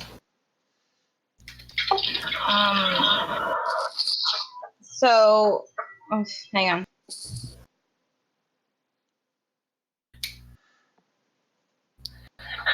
These three are being transported somewhere else. Get them out. Let's go. Okay. He just keeps looking at you. He just like he's waiting on the other half of your sentence. Can I snatch his keys from his hand? No. But you can start battle and try and get them from him. I don't want to do that.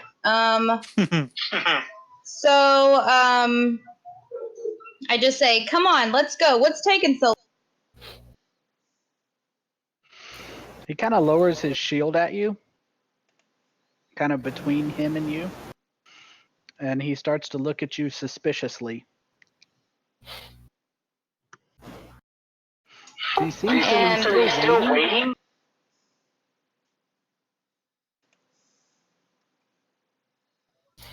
Okay.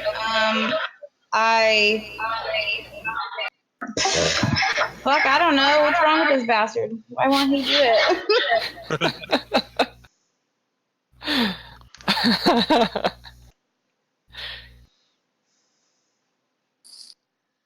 Do like an intelligence check, see if the other guards in the inn were like saying stuff at the end of their orders.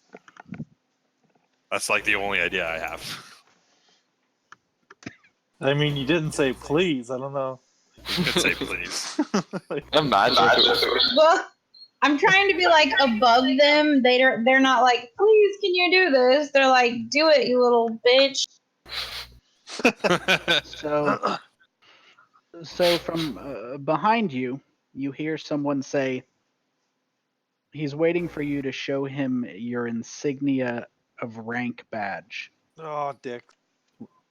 By which I'm assuming you don't have one. As you look over your shoulder, you see a female dwarf flanked by 2 other guards. She lifts the inside of her glove, and there's a badge on the inside which she shows her the guard you were talking to, and says, unlock the gate or unlock the door, and he unlocks it right away. And then she makes a motion for you to head on into the cell, Ophelia. No, that's fucked up.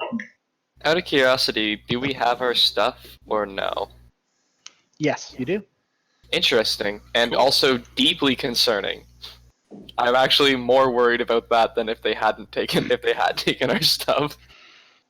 So right after a long wait in a dungeon cell that is carved out of extremely thick stone for those you 3, you hear some noise from outside, and shortly thereafter, a female Dwergar walks in with a slave of unspecified race. And behind her walks in an imposing female Grey Dwarf in full armor. And as she's folding her glove back over, you see an insignia badge.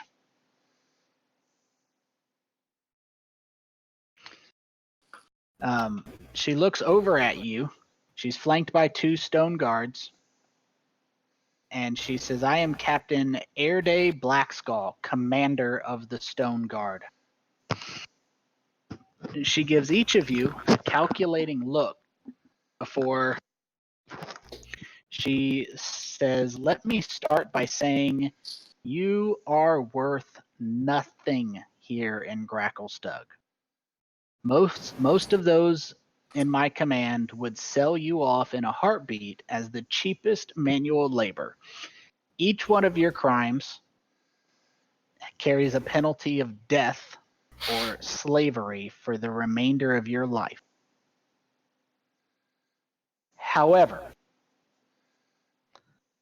I have learned to make much better use of adventurers, especially those with the courage to impersonate the Stone Guard to get into Overlake Hold on their first day inside of the city. Had no one done you the courtesy of informing you that we do not allow any outsiders to travel unobserved? Yeah, we didn't know. That's our bad, you know? We just want to be friends. Oh my fucking god. And meanwhile, Spirit's just kind of out in the lobby, just asking like the nearest desk person, like, "Hey, have you like seen my slaves?"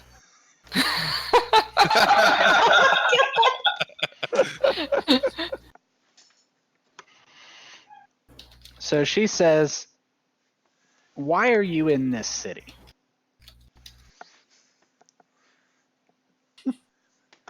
Buy.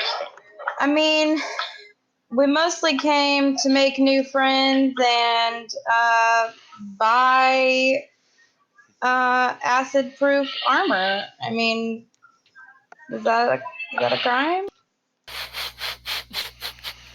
No, not at all. Personating Stone Guard is a crime. Personating citizens of Gracklestug is a crime. Turning useless metals into valuable metals in plain view of the market is a crime. I understand. Selling magic without a license. Well, I understand what you're saying.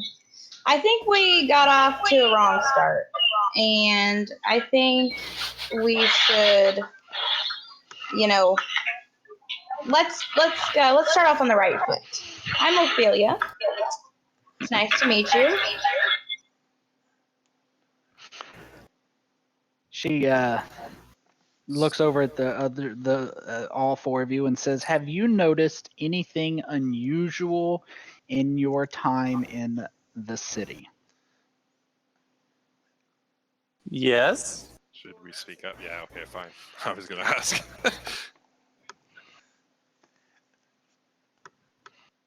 So she tells you that she has noticed some increasing corruption in the people of Gracklestug. She has noticed that the people of Gracklestug are displaying signs of some version of corruption that she can't specify. As she asks you to explain to her what it is that you have seen. Now, you can be specific or you can just describe her. When you say corruption, do you mean bad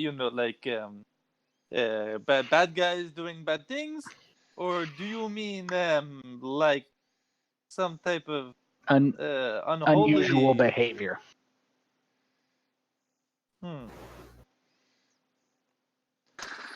We saw a little guy. He was very fast, super fast, little man. He's very fast. I'm pretty fast. He was faster than me, so that was unusual.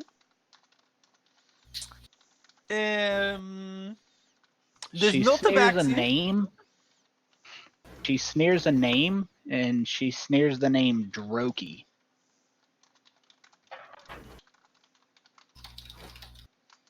Yes. She says she believes he is connected to the corruption in some way, form, or fashion.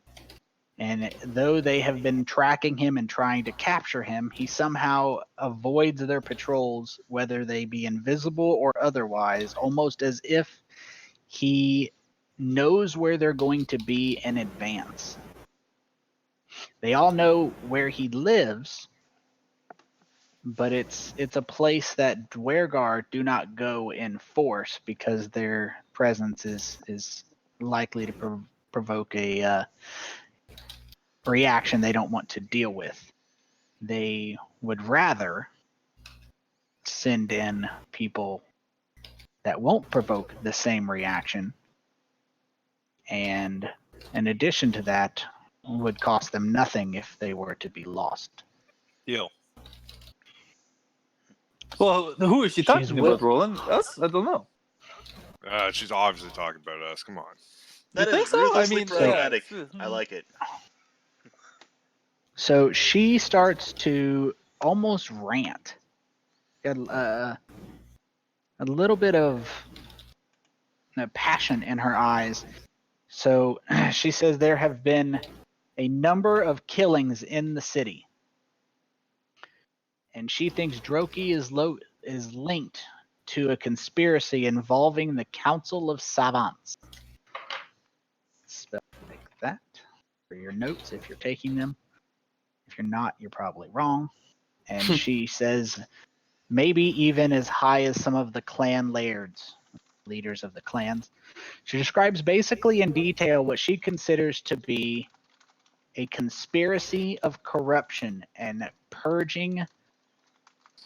And she's almost like she's not even talking to you. Like she's ranting about how she thinks that Droki is the linchpin of information that she needs to purge the corruption of her beloved city and earn her great favor with the Deep King, who apparently is the king of the city. First time you guys have heard a lot about that. But she assures you that if you're able to investigate the corruption and find Droki and return him to her for questioning, or kill him and bring back activities or evidence of whatever he is doing darting around, then she will commute your crimes and personally assure you safe passage out of the city.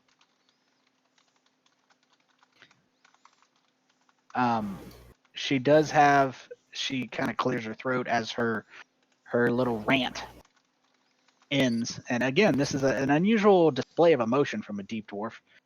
She kind of calms back down and she says, I'd also like you to investigate rumors of a group called the Empty Scabbard Killers. They're supposed to be... Sorry, the empty what? You cut out right as you said it. Empty scabbard. Killers. Got it.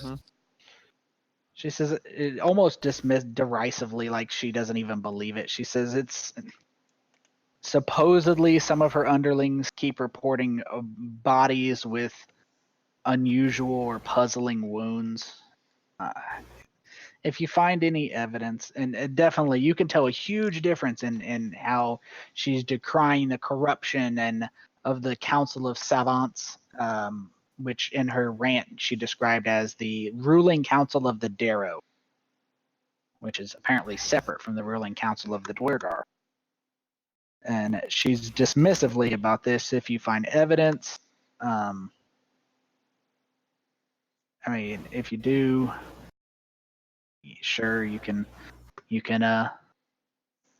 bring it to me, but Droki and the corruption is what matters. Huddle up. And as she says, she asks what you, if you're willing to accept, or if you would prefer death. All right, let's huddle up. All right, guys. So what were we thinking? I'm thinking it's a pretty good deal. Just do some looking around. In the back, we'll choose death, thanks. I'm kidding. Obviously. Obviously. I gotta ask her, do we have permission to use low-key magic in our pursuit? Out of a pocket, she pulls 5 shining badges. The same symbol as on her badge and on her armor. It's just marked by a couple additional symbols, probably delineating workers rather than guards, but you're not exactly sure. So, deal, guys. Of course, yeah. No, the alternative is, as Kosjurkis has said, death. So, Yes. all right, deal. The fact that it took us that long to come to like say, yeah, we'll do it, is a little bit concerning. I mostly just want to know if we could use magic, because it'd be kind of hard otherwise. She says that these badges will get you as far south as the Furrow. She says it is a crevice across the center of the city. You can go onto the bridges, but you cannot step foot on the other side. You can go into the Furrow, which is where the Droki supposedly lives.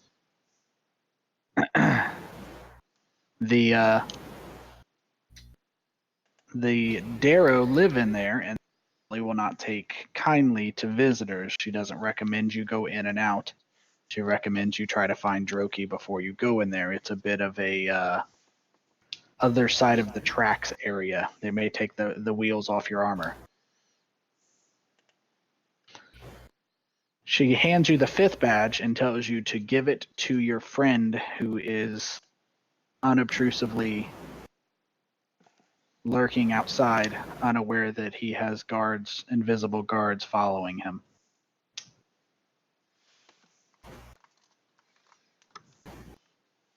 Sounds good. She's talking about spirit. Is that who she's talking about?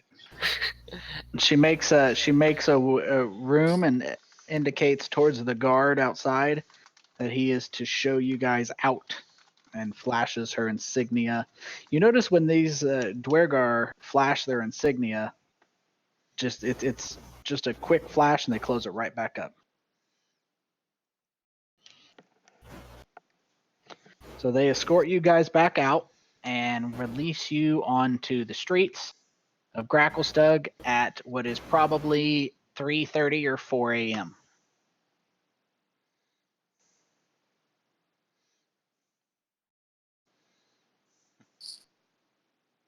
So go back to the room and go to bed that we've already paid for. I could just It imagine. is. I could just imagine Spirit being like in the lobby as like everyone just kind of like marches out single file, and I'm like, hey guys. and then- Hello. And I just Hey, kind of like Spirit, follow them we got out and him. be like, yeah. So what happened in there? We have a mission. I see. And I assume that this mission is of the particularly, what's the term I'm thinking of here?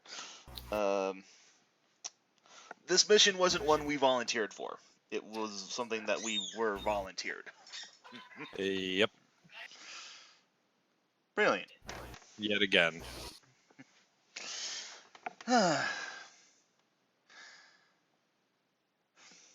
I'll inform Hemeth.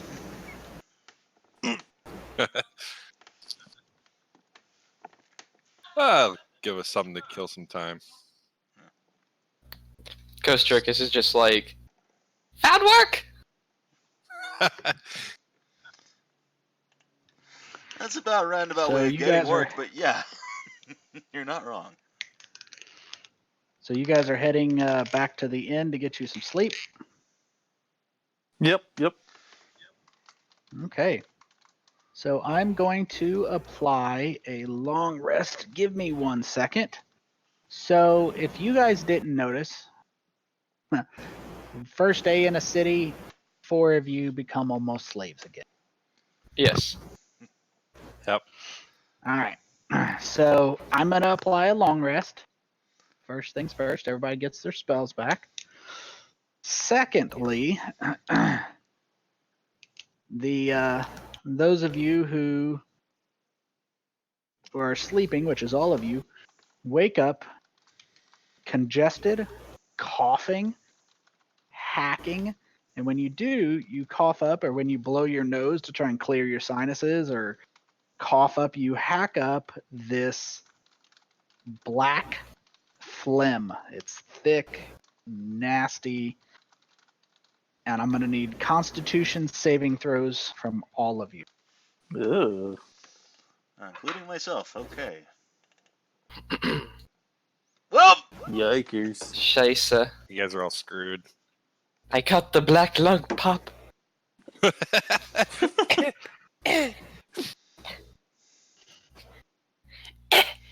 So, Oh.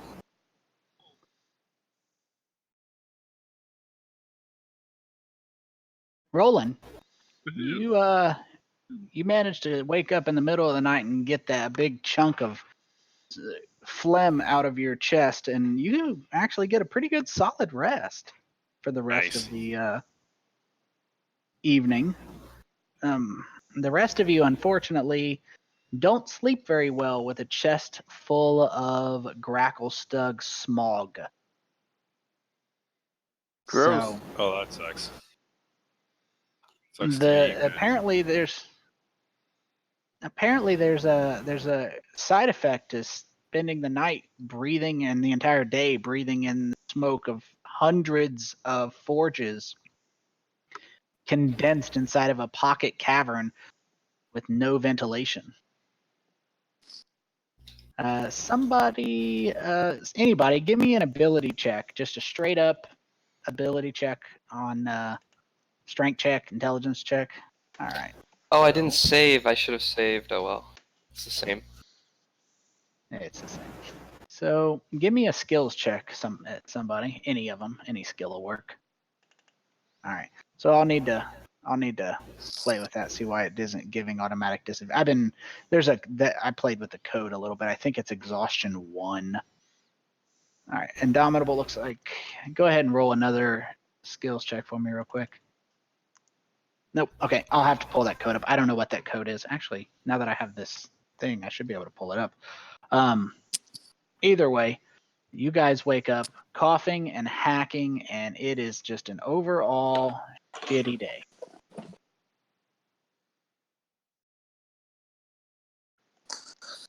This place is killing me. Ugh.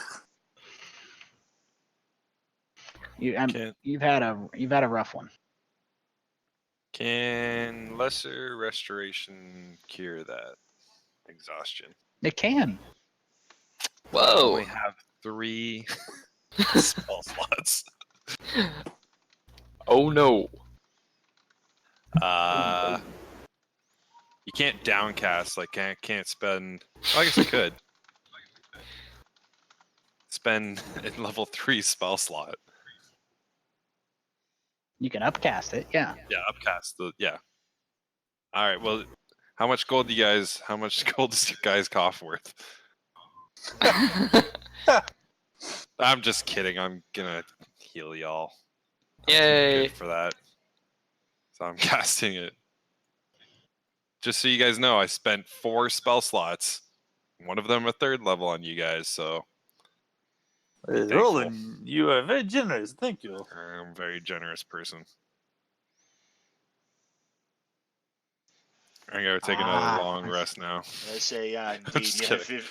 if it hadn't been for you, Roland, I'd have been a pile of dust by now. All right, let's try it one more time. Give me a ability check, please, Spirit.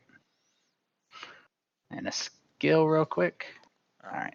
So I'm still playing with this. Here's the ability. It's not you. Oh, it's fine. I'm just playing with it. And I need to take your curse off. There we go. You're no longer cursed. And I'll take exhaustion off, and you guys are all good. But it doesn't seem like the EPA has the Environmental Protection Agency has strong influence in this area. Just All right, so you're starting your day off.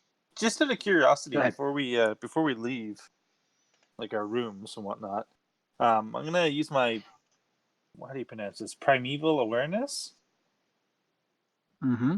I wanna see if there's any, like, I guess this is just like using my senses. I don't know how you want to describe that, but is there any fiends within 6 miles?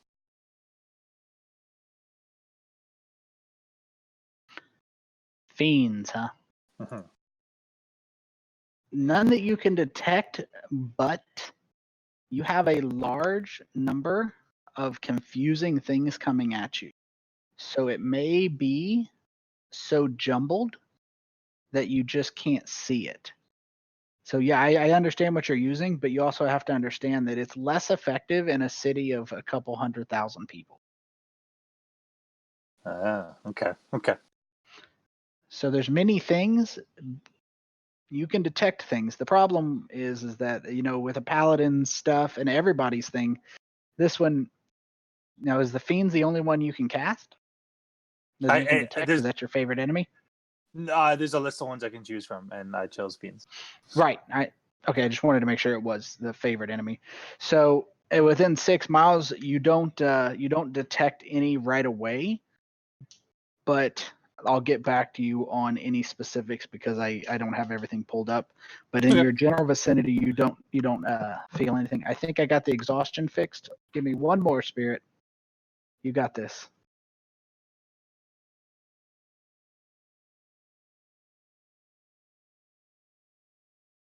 I'm gonna delete these actually.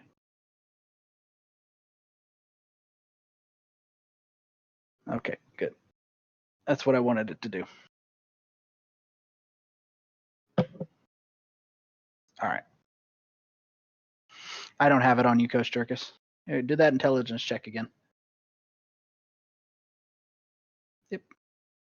All capitals and a colon after the fact. So we are going to take a look, and what do you guys want to do now? Did you want me to do a skills check as well on top of that? Nope. Or, no. That's all I Okay. needed. All right. Perfect.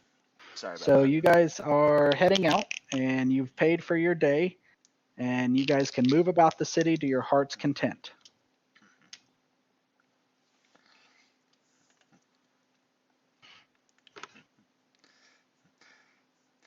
I just kind How of have do like a we? mental image of Spirit just kind of like holding a rolled up newspaper at everyone. Don't you get in freaking trouble this time. Whap, whap, whap. Do not worry. Now we are the police of the town, so we can do what we want. Yeah, it kind of worked out in the end. Yeah, but It usually does.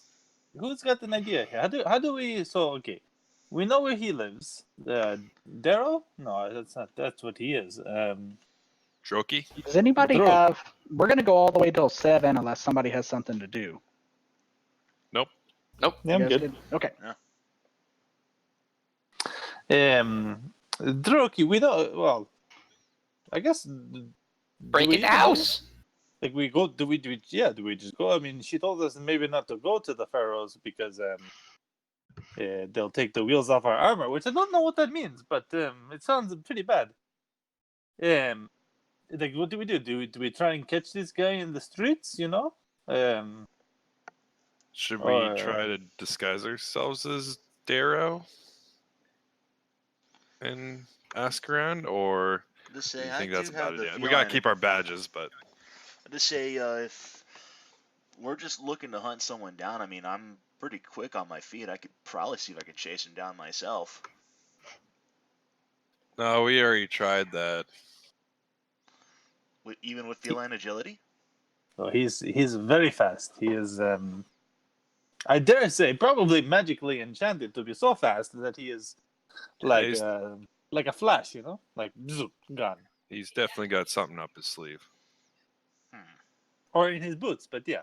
or in his boots, or in his soles, or in his toes. You think he has more than one soul? I don't know. Huh. Could, you never know. I make a mental image to start looking around for any boots of speed.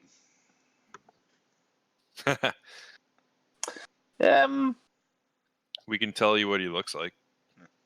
Yes. He's got a funny looking hat, With tentacles, but natural tentacles. tentacle looking hat. Yeah. And his very nice jacket, but clearly patchwork. Is that the word? Yeah. Yeah, it was like ragged, Yeah. but trying to look fancy. So I don't know. What? Do we So just we're go basically to looking for someone trying to front. the? Maybe. Yeah. Maybe.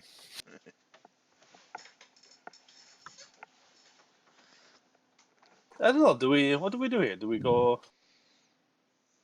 after him? Do we?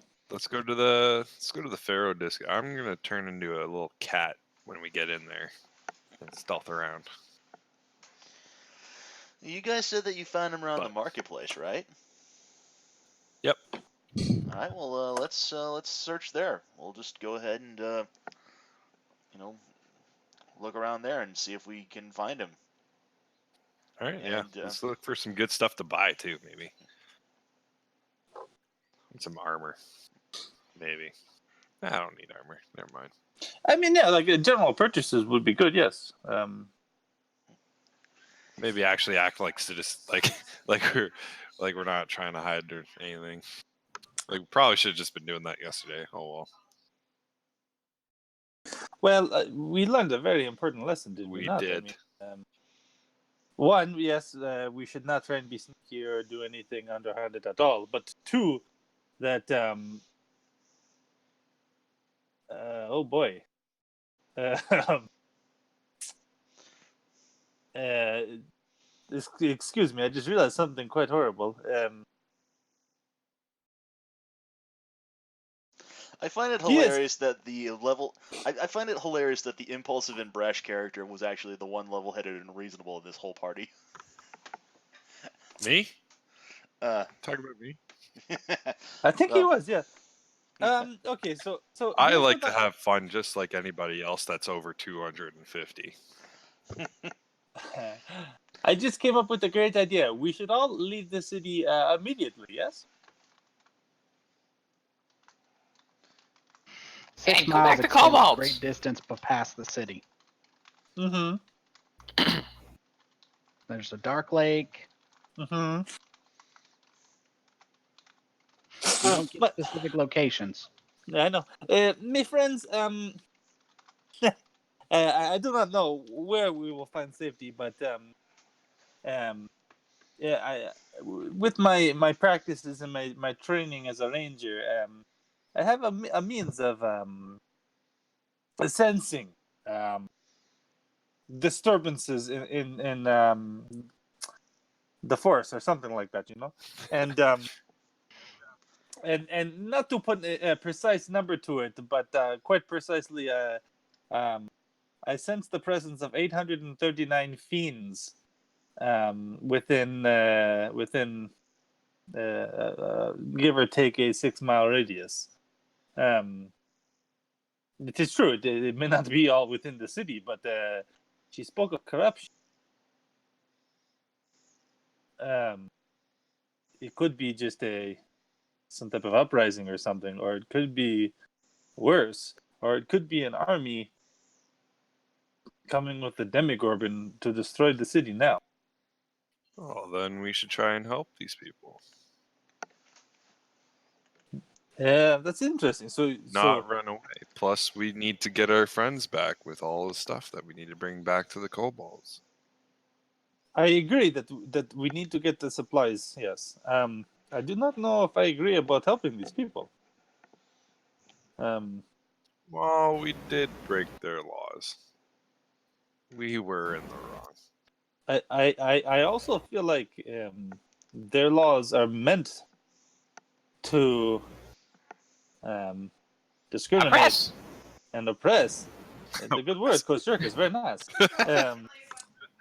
Anyone who is not a Duragar, you know, Is biggest word I know. it's a very good word. I think even if we get this job done, we'll be arrested for standing on the wrong stone or something, you know. If that happens, then we make our escape. Okay, we must work with all haste to get armor, to Yes. catch Droki or whatever. Sure, okay. But once we have our armor, we get the fuck out. Yes. Yeah. And If it comes to it and we can't get to our boat, I can prepare the spell Walk on Water. And then I can cast that as a ritual or normally. And then we could just walk out of here. excellent. If we are put in a position where we shall be arrested again, just to confirm with everybody, the options upon being arrested again are death or slavery. Yes. Yep. So if we find ourselves up against the law again, we fight and then run. Yes. Yeah, I don't want to be a slave again. Okay. How do we find Droki? Let's go. Let's go. Let's get this done. All right, let's go. What's the plan? Who's got the good idea? well, I'm going to search about to see if, aside from finding Drogi, I'm going to see if we can maybe look for some boots of speed or anything to help us move quicker. Because if he's got something like that, we might need something like that to match that.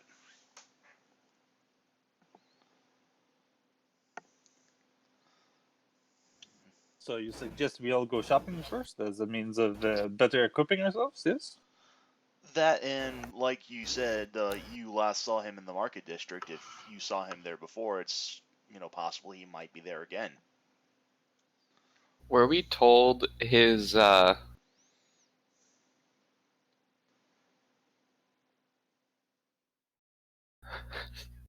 we His told what? Sorry, were we told Drogi's house's like location? No, just that it's in the furrow, and they gave you a specific location on the west end of the Okay. furrow. Sorry, yeah, I got distracted because as I was saying that, someone sent me a funny message. Anyway, moving on, and furthermore, I was hoping that his house was in this part of the town so we could break into it, but alas, to the market I go. And if Fair not, enough. if not anything like Boots of Speed, maybe we could like look for something that could like cast agility on us or something, or haste on us. That's what I'm thinking of.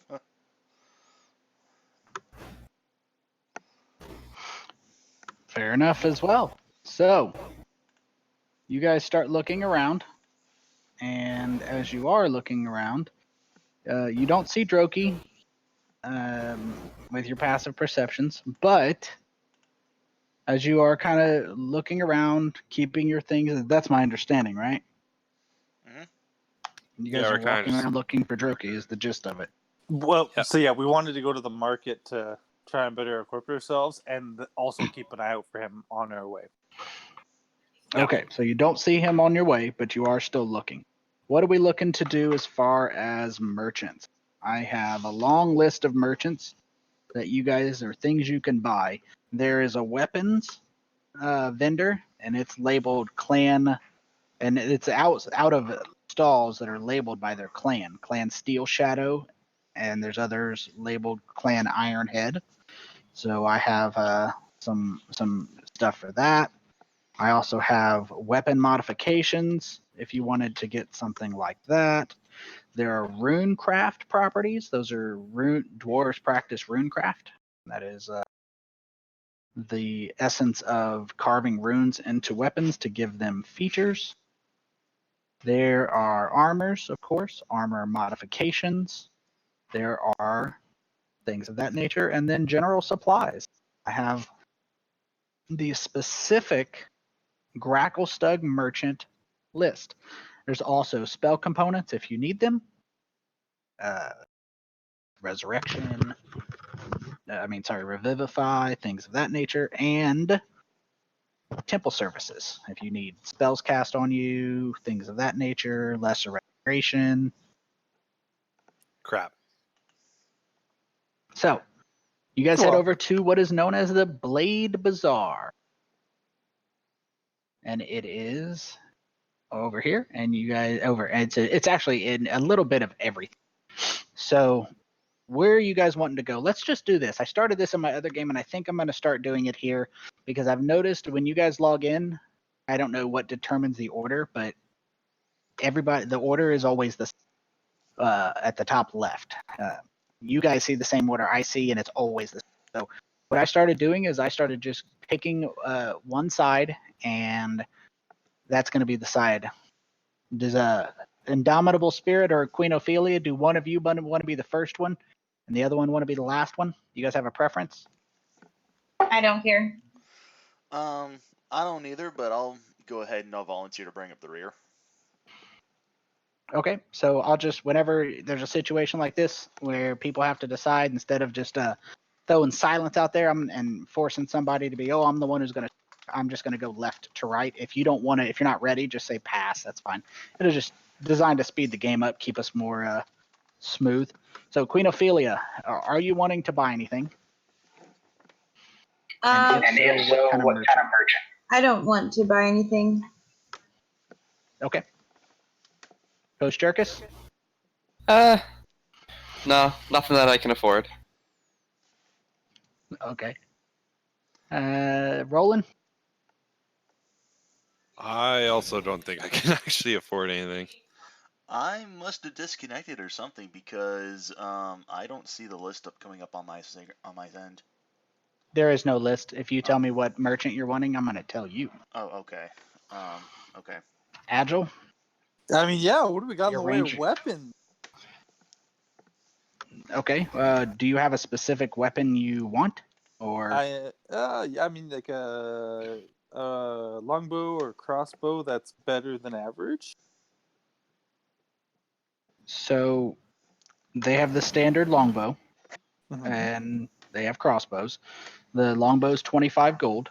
If you're Mhm. looking to have weapons enhanced, weapon modifications come in 2 varieties. You can have it masterworked, which would give it a +1 bonus to attack, no damage bonus. Okay. You can have it silvered. Silver weapons bypass some creatures' resistances. And Right. you can have it customized, which is basically just a weapon. I mean, the whole point is this is a smith city. So you can have weapons made to custom to order with your initials in the handle. And then the last option is that runecraft is something that many of the forgers offer. It's forged with magical techniques. Runes leave an imprint on the weapon, forming various minor properties. So here's some examples of what you can get. Gleaming. It never gets dirty. Beacon, as a bonus action, you can illuminate or extinguish and basically cast light for 10 feet around you. You can have your weapon play a song. You can have your voice carried farther. You can Guardian is a popular one. The item whispers warnings to you, giving you a +2 on initiative if you awake. Unbreakable, you can have your weapon enchanted to be at arcane focus if it isn't already. You can have weapons do extra fire damage. So And there's a couple other. the Guardian one, what would that cost? If you wanted to, it would have to be crafted. So you can't just hand them a weapon and say, "This is the weapon I want. Okay. Please put Guardian on it." It has to be made into it. So you would have to order a new weapon, Okay. and it's 500 gold onto the top of the price of the item. Okay. Okay. Yeah, it's not yet. Unless what would I get for a Drowcraft dagger? The actual dagger. Spit on. Yeah, like it's yeah. That's it. Either they're gonna hate it or they're gonna be like, "Oh, that's cool." Like, hey, weapons are weapons. They don't hate. They go to war with the drow fairly, but it should have a value attached to it. yeah, like I can look it up. Let's see. You have the dagger on you. It doesn't have a that value, +1 Drowcraft. Yeah. I didn't know it was +1. That has to do with the fact that it is a magical dagger. So if you're looking to sell a magical dagger, that's different. So typically, if you're not in a huge metropolis, it would be a little bit of a pain in the ass. If you're looking to sell a magic item, you need to spend at least some time trying to find somebody to buy it. Buying and selling magic items is a unique process that involves you agreeing to spend X amount of time, 1 to 10 days, at the end of which you do an investigation check, which you spend the day looking around. Think of selling magic items less as going to a shop and more like trying to find an art dealer interested in that specific item. Okay. So you spend the day walking around. It doesn't cost you any money, but you're just talking to people, showing your thing like you would walk around. And most of the people you're going to talk to, for example, in France, trying to sell a painting, aren't going to want to buy a painting. Yeah. But eventually, through in the book, selling the magic items involves a 10-day check. But because you're in a metropolis dedicated to the crafting of weapons, I'm going to drop to 1 day if that's what you want to do. How it would work, not saying you're going to do it, you would you would spend the day, you would roll an investigation check. If you find somebody, they then would, the weapons have a range. +1 dagger has a range of 100 and 1 gold. I think it's 100 to 500. Okay. This works the same for buying magic items. It does matter for you guys. So listening to. So say you found a seller. I'm sorry, a buyer. I would produce. I have some Fantasy Grounds comes with something that gives a randomly generated price between that range, and it's just random because that's the book doesn't give any value for stuff, and they have a website called Sane Prices, but they're not sane. They're really bad. So you get a randomly generated price between 1 and 500, 350, and then that's the base price of the item. And then there's a couple other factors that are done on my end that you don't see. And then you find a person who's willing to buy it. They're going to offer you 350 gold for it. You can negotiate the price one way or another within reason. And then you either accept that or you say, no, I'm not selling it to you. And that person goes away because you've refused to sell them the item. Yeah. And then you start over. All right, so taking a day, I don't think we have the time to do that right now.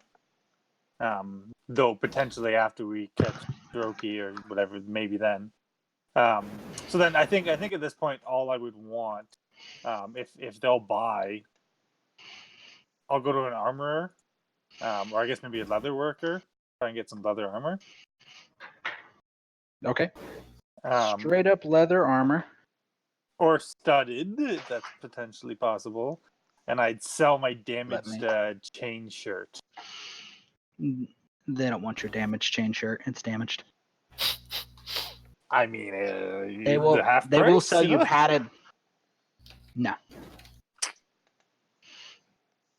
Yeah. You can donate it to them. Maybe they'll take like a couple gold off of the price of your studded leather. And if you want studded leather, it's 60 gold. Regular leather is 15 gold. Studs must be made of platinum or something. I don't know.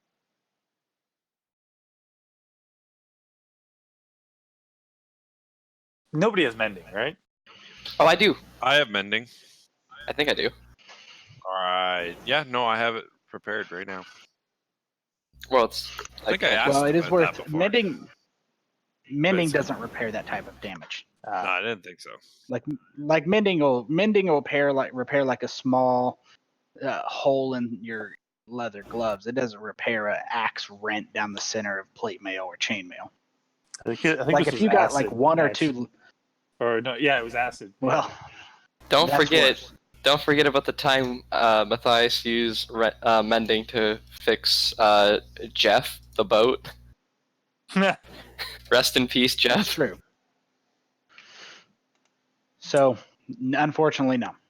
Okay, then 15 yes. gold. Yeah, but sorry, it was 60 for studded, and then what was it for regular? 15. Yeah, I'll take the regular, and I'll donate this chain shirt.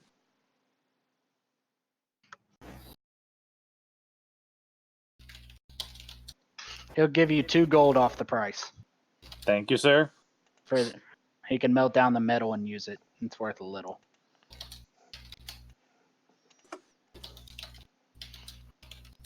So I will pay the full 13 to get regular leather. Okay. And Spirit, what do you got? I was thinking, do you have like any monk short swords or just short swords in general? Since they're Yes. martial weapons. They have short swords of all varieties. They have Okay. short swords that are nice, thin short swords, thick short swords, heavy short swords, not so heavy short swords that are carved to look like a dwarf, carved to look like an elf. You can have any short sword you want. What about a They can have blue it ready short for you in sword? an hour. They can dye it blue. What about a red? I don't really want to. They can dye it red. I don't think I really need to, dye the weapon. But it looked cool. I mean, yeah, it would pretty look cool, but I mean, like, personally, my short sword's gonna be dyed red with the blood of my enemies anyway, so. I was just thinking that. Why spend money to get it dyed when I could slice one and have it dyed for free? That's psychosis speaking. Anyway, I was also wondering if you have any like items that could help improve like walking speed, like or anything that could cast haste on anyone. They don't. They sell Okay. weapons. These are just like the lowest ranking smiths. Okay. I mean, I kind of figured we wouldn't be getting any boots of speed or anything like that. I just thought I'd ask anyway. But yeah, so there's really nothing in regards to armor that I could really use. I mean, as a monk, armor is kind of detrimental to me anyway. So, and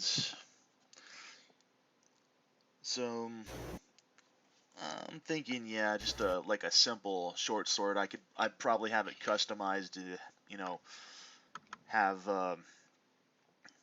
either have like what was Razor of the Wind ingretched in the grave.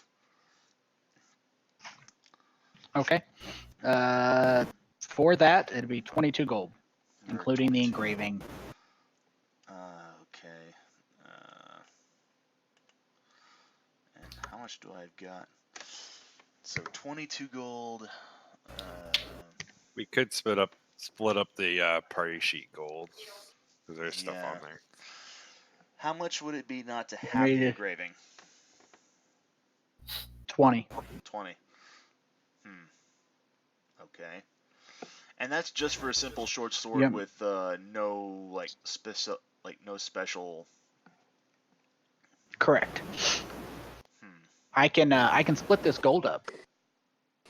It's a good amount of gold. Okay. Here, I'll convert it all to gold and then split it up since that's what we're dealing in. So that's there you go. It's 116 gold, so it would give you at least each 20 gold. Cool. I'm just kind Barter. of like wondering what the what good enchantments are, because I mean, while having my sword erupt into flames would be pretty badass, I don't entirely know how much of a actual practical effect that would have.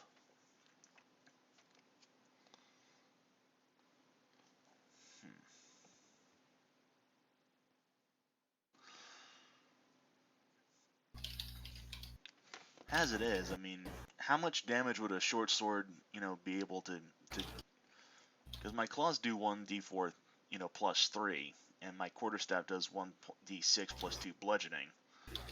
So Short sword is 1d6 1d6, okay. slashing. Slashing. Or Okay. sorry, piercing. Piercing.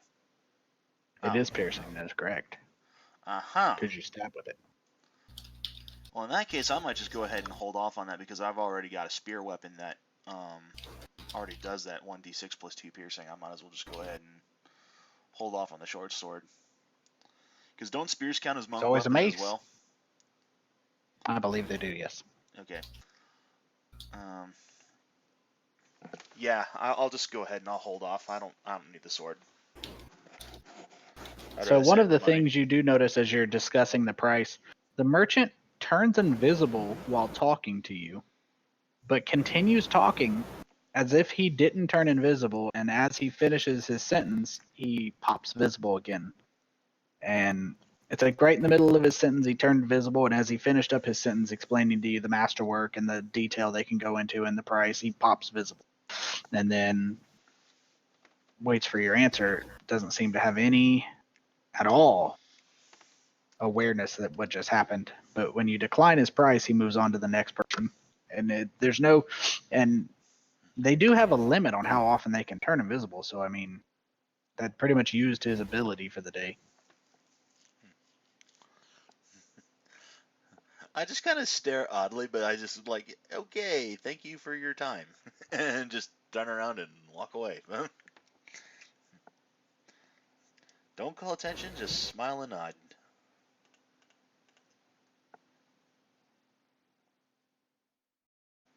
Okay.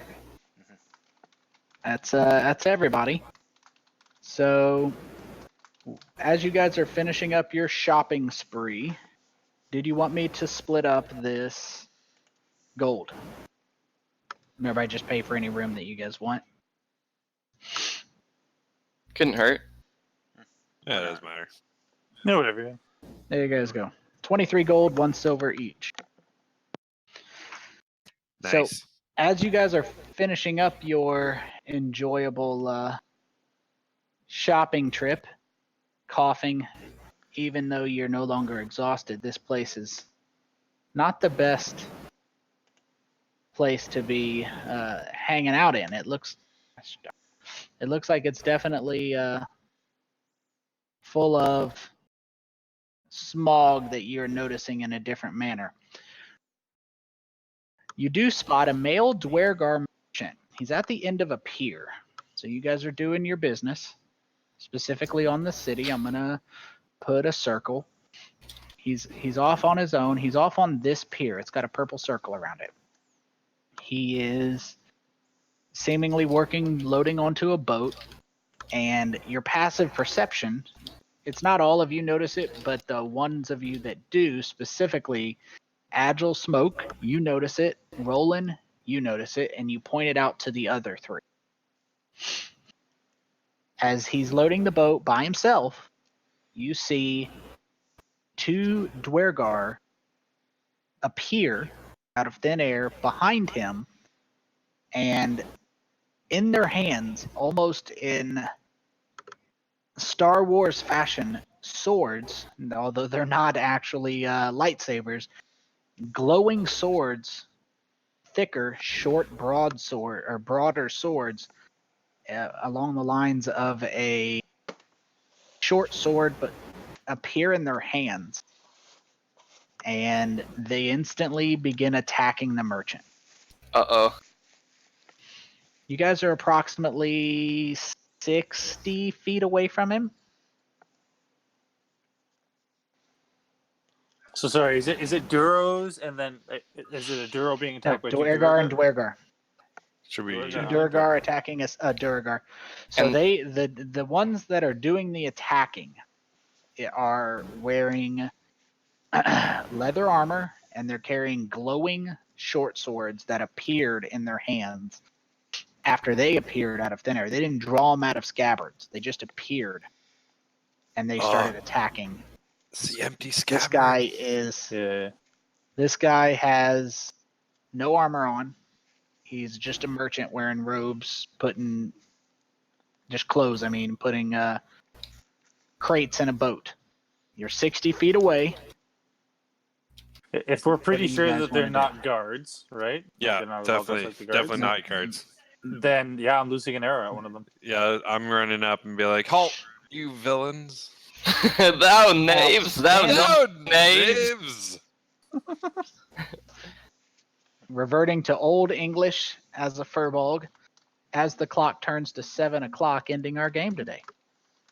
Aw, frick. We'll get them. We'll get them next time, boys. and girls. knaves. All right. I will see you guys in 2 weeks. Sounds good. Alrighty. Good game, Before everybody. Before you go out, before you run away, Alex, I'm here. and maybe you too, Mal, Mhm. there is, like I said, I've started converting stuff to Fantasy Grounds for a guy who runs a company, just because it's what I do as a hobby. I enjoy it. They've assigned me a project. It's really long. It's a 3-volume set, and I was unaware of this. This lady's, I'm if I want it, I'm gonna have to buy it, but I'm gonna probably end up buying it eventually. It's something I recommend you read or at least look into. It's called Monster Loot Volume 1, 2, and 3. So basically, what this lady has done is she has, for a purpose of adding depth to the game. If you've ever run a game, you've noticed when you kill a goblin, there's no loot. Mhm. When you kill a beholder, there's a random loot table in the DMG, and occasionally in an adventure it'll say all monsters in this room have 2d10 gold pieces each. Well, this lady has basically gone through the entire Dungeon Master's Guide and all associate and the monster manual and everything that has a creature in it, and she's created customized loot. Some of it's goofy. Some of it's 2d6 rations. You can included in it is a harvesting system where you can do harvest checks to cut open a creature. If you kill a carrion crawler, you can do a harvest check and get X amount of rations and meat for that matter.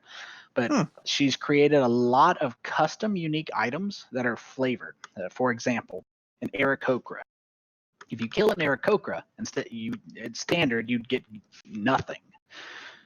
You can get things like Aarakocra feathers, which you can do a harvest and try and get them. If you succeed on your check, you get, I think it's 2d8 Aarakocra feathers. If you can take the fletching off any of your ammunition and add to fletch an arrow or a crossbow bolt with Aarakocra feathers, and if you successfully do that, it adds 10 feet to the range, which would then, of course, add extra feet to the. And once it's fired, and essence of fire from an Azar, you can use to add 1d4 fire damage. It's nothing catastrophic, but it's a lot of flavor stuff. Aboleth eyes. I did the Aboleth items. It's a really cool book. It's just something I noticed. Not saying it's something you would actually want to buy, but I kind of want to buy it. Really cool that somebody. If you. What's the name again? I'm Sorry? working on the Monster Loot Volume 1, 2, and 3. I'll post a link to Volume 1 in for the official PDF. Perfect. Yeah, thank you. Supposedly, I don't know. I don't think either of you guys run games on Fantasy Grounds. No. But I'm currently working on the Fantasy Grounds conversion, which at my last count, if I count all 3 volumes, I think I'm due to make like 760 items that are custom at all 3. So it's a lot of items. Mm-hmm. I'm noticing Beholder Eye.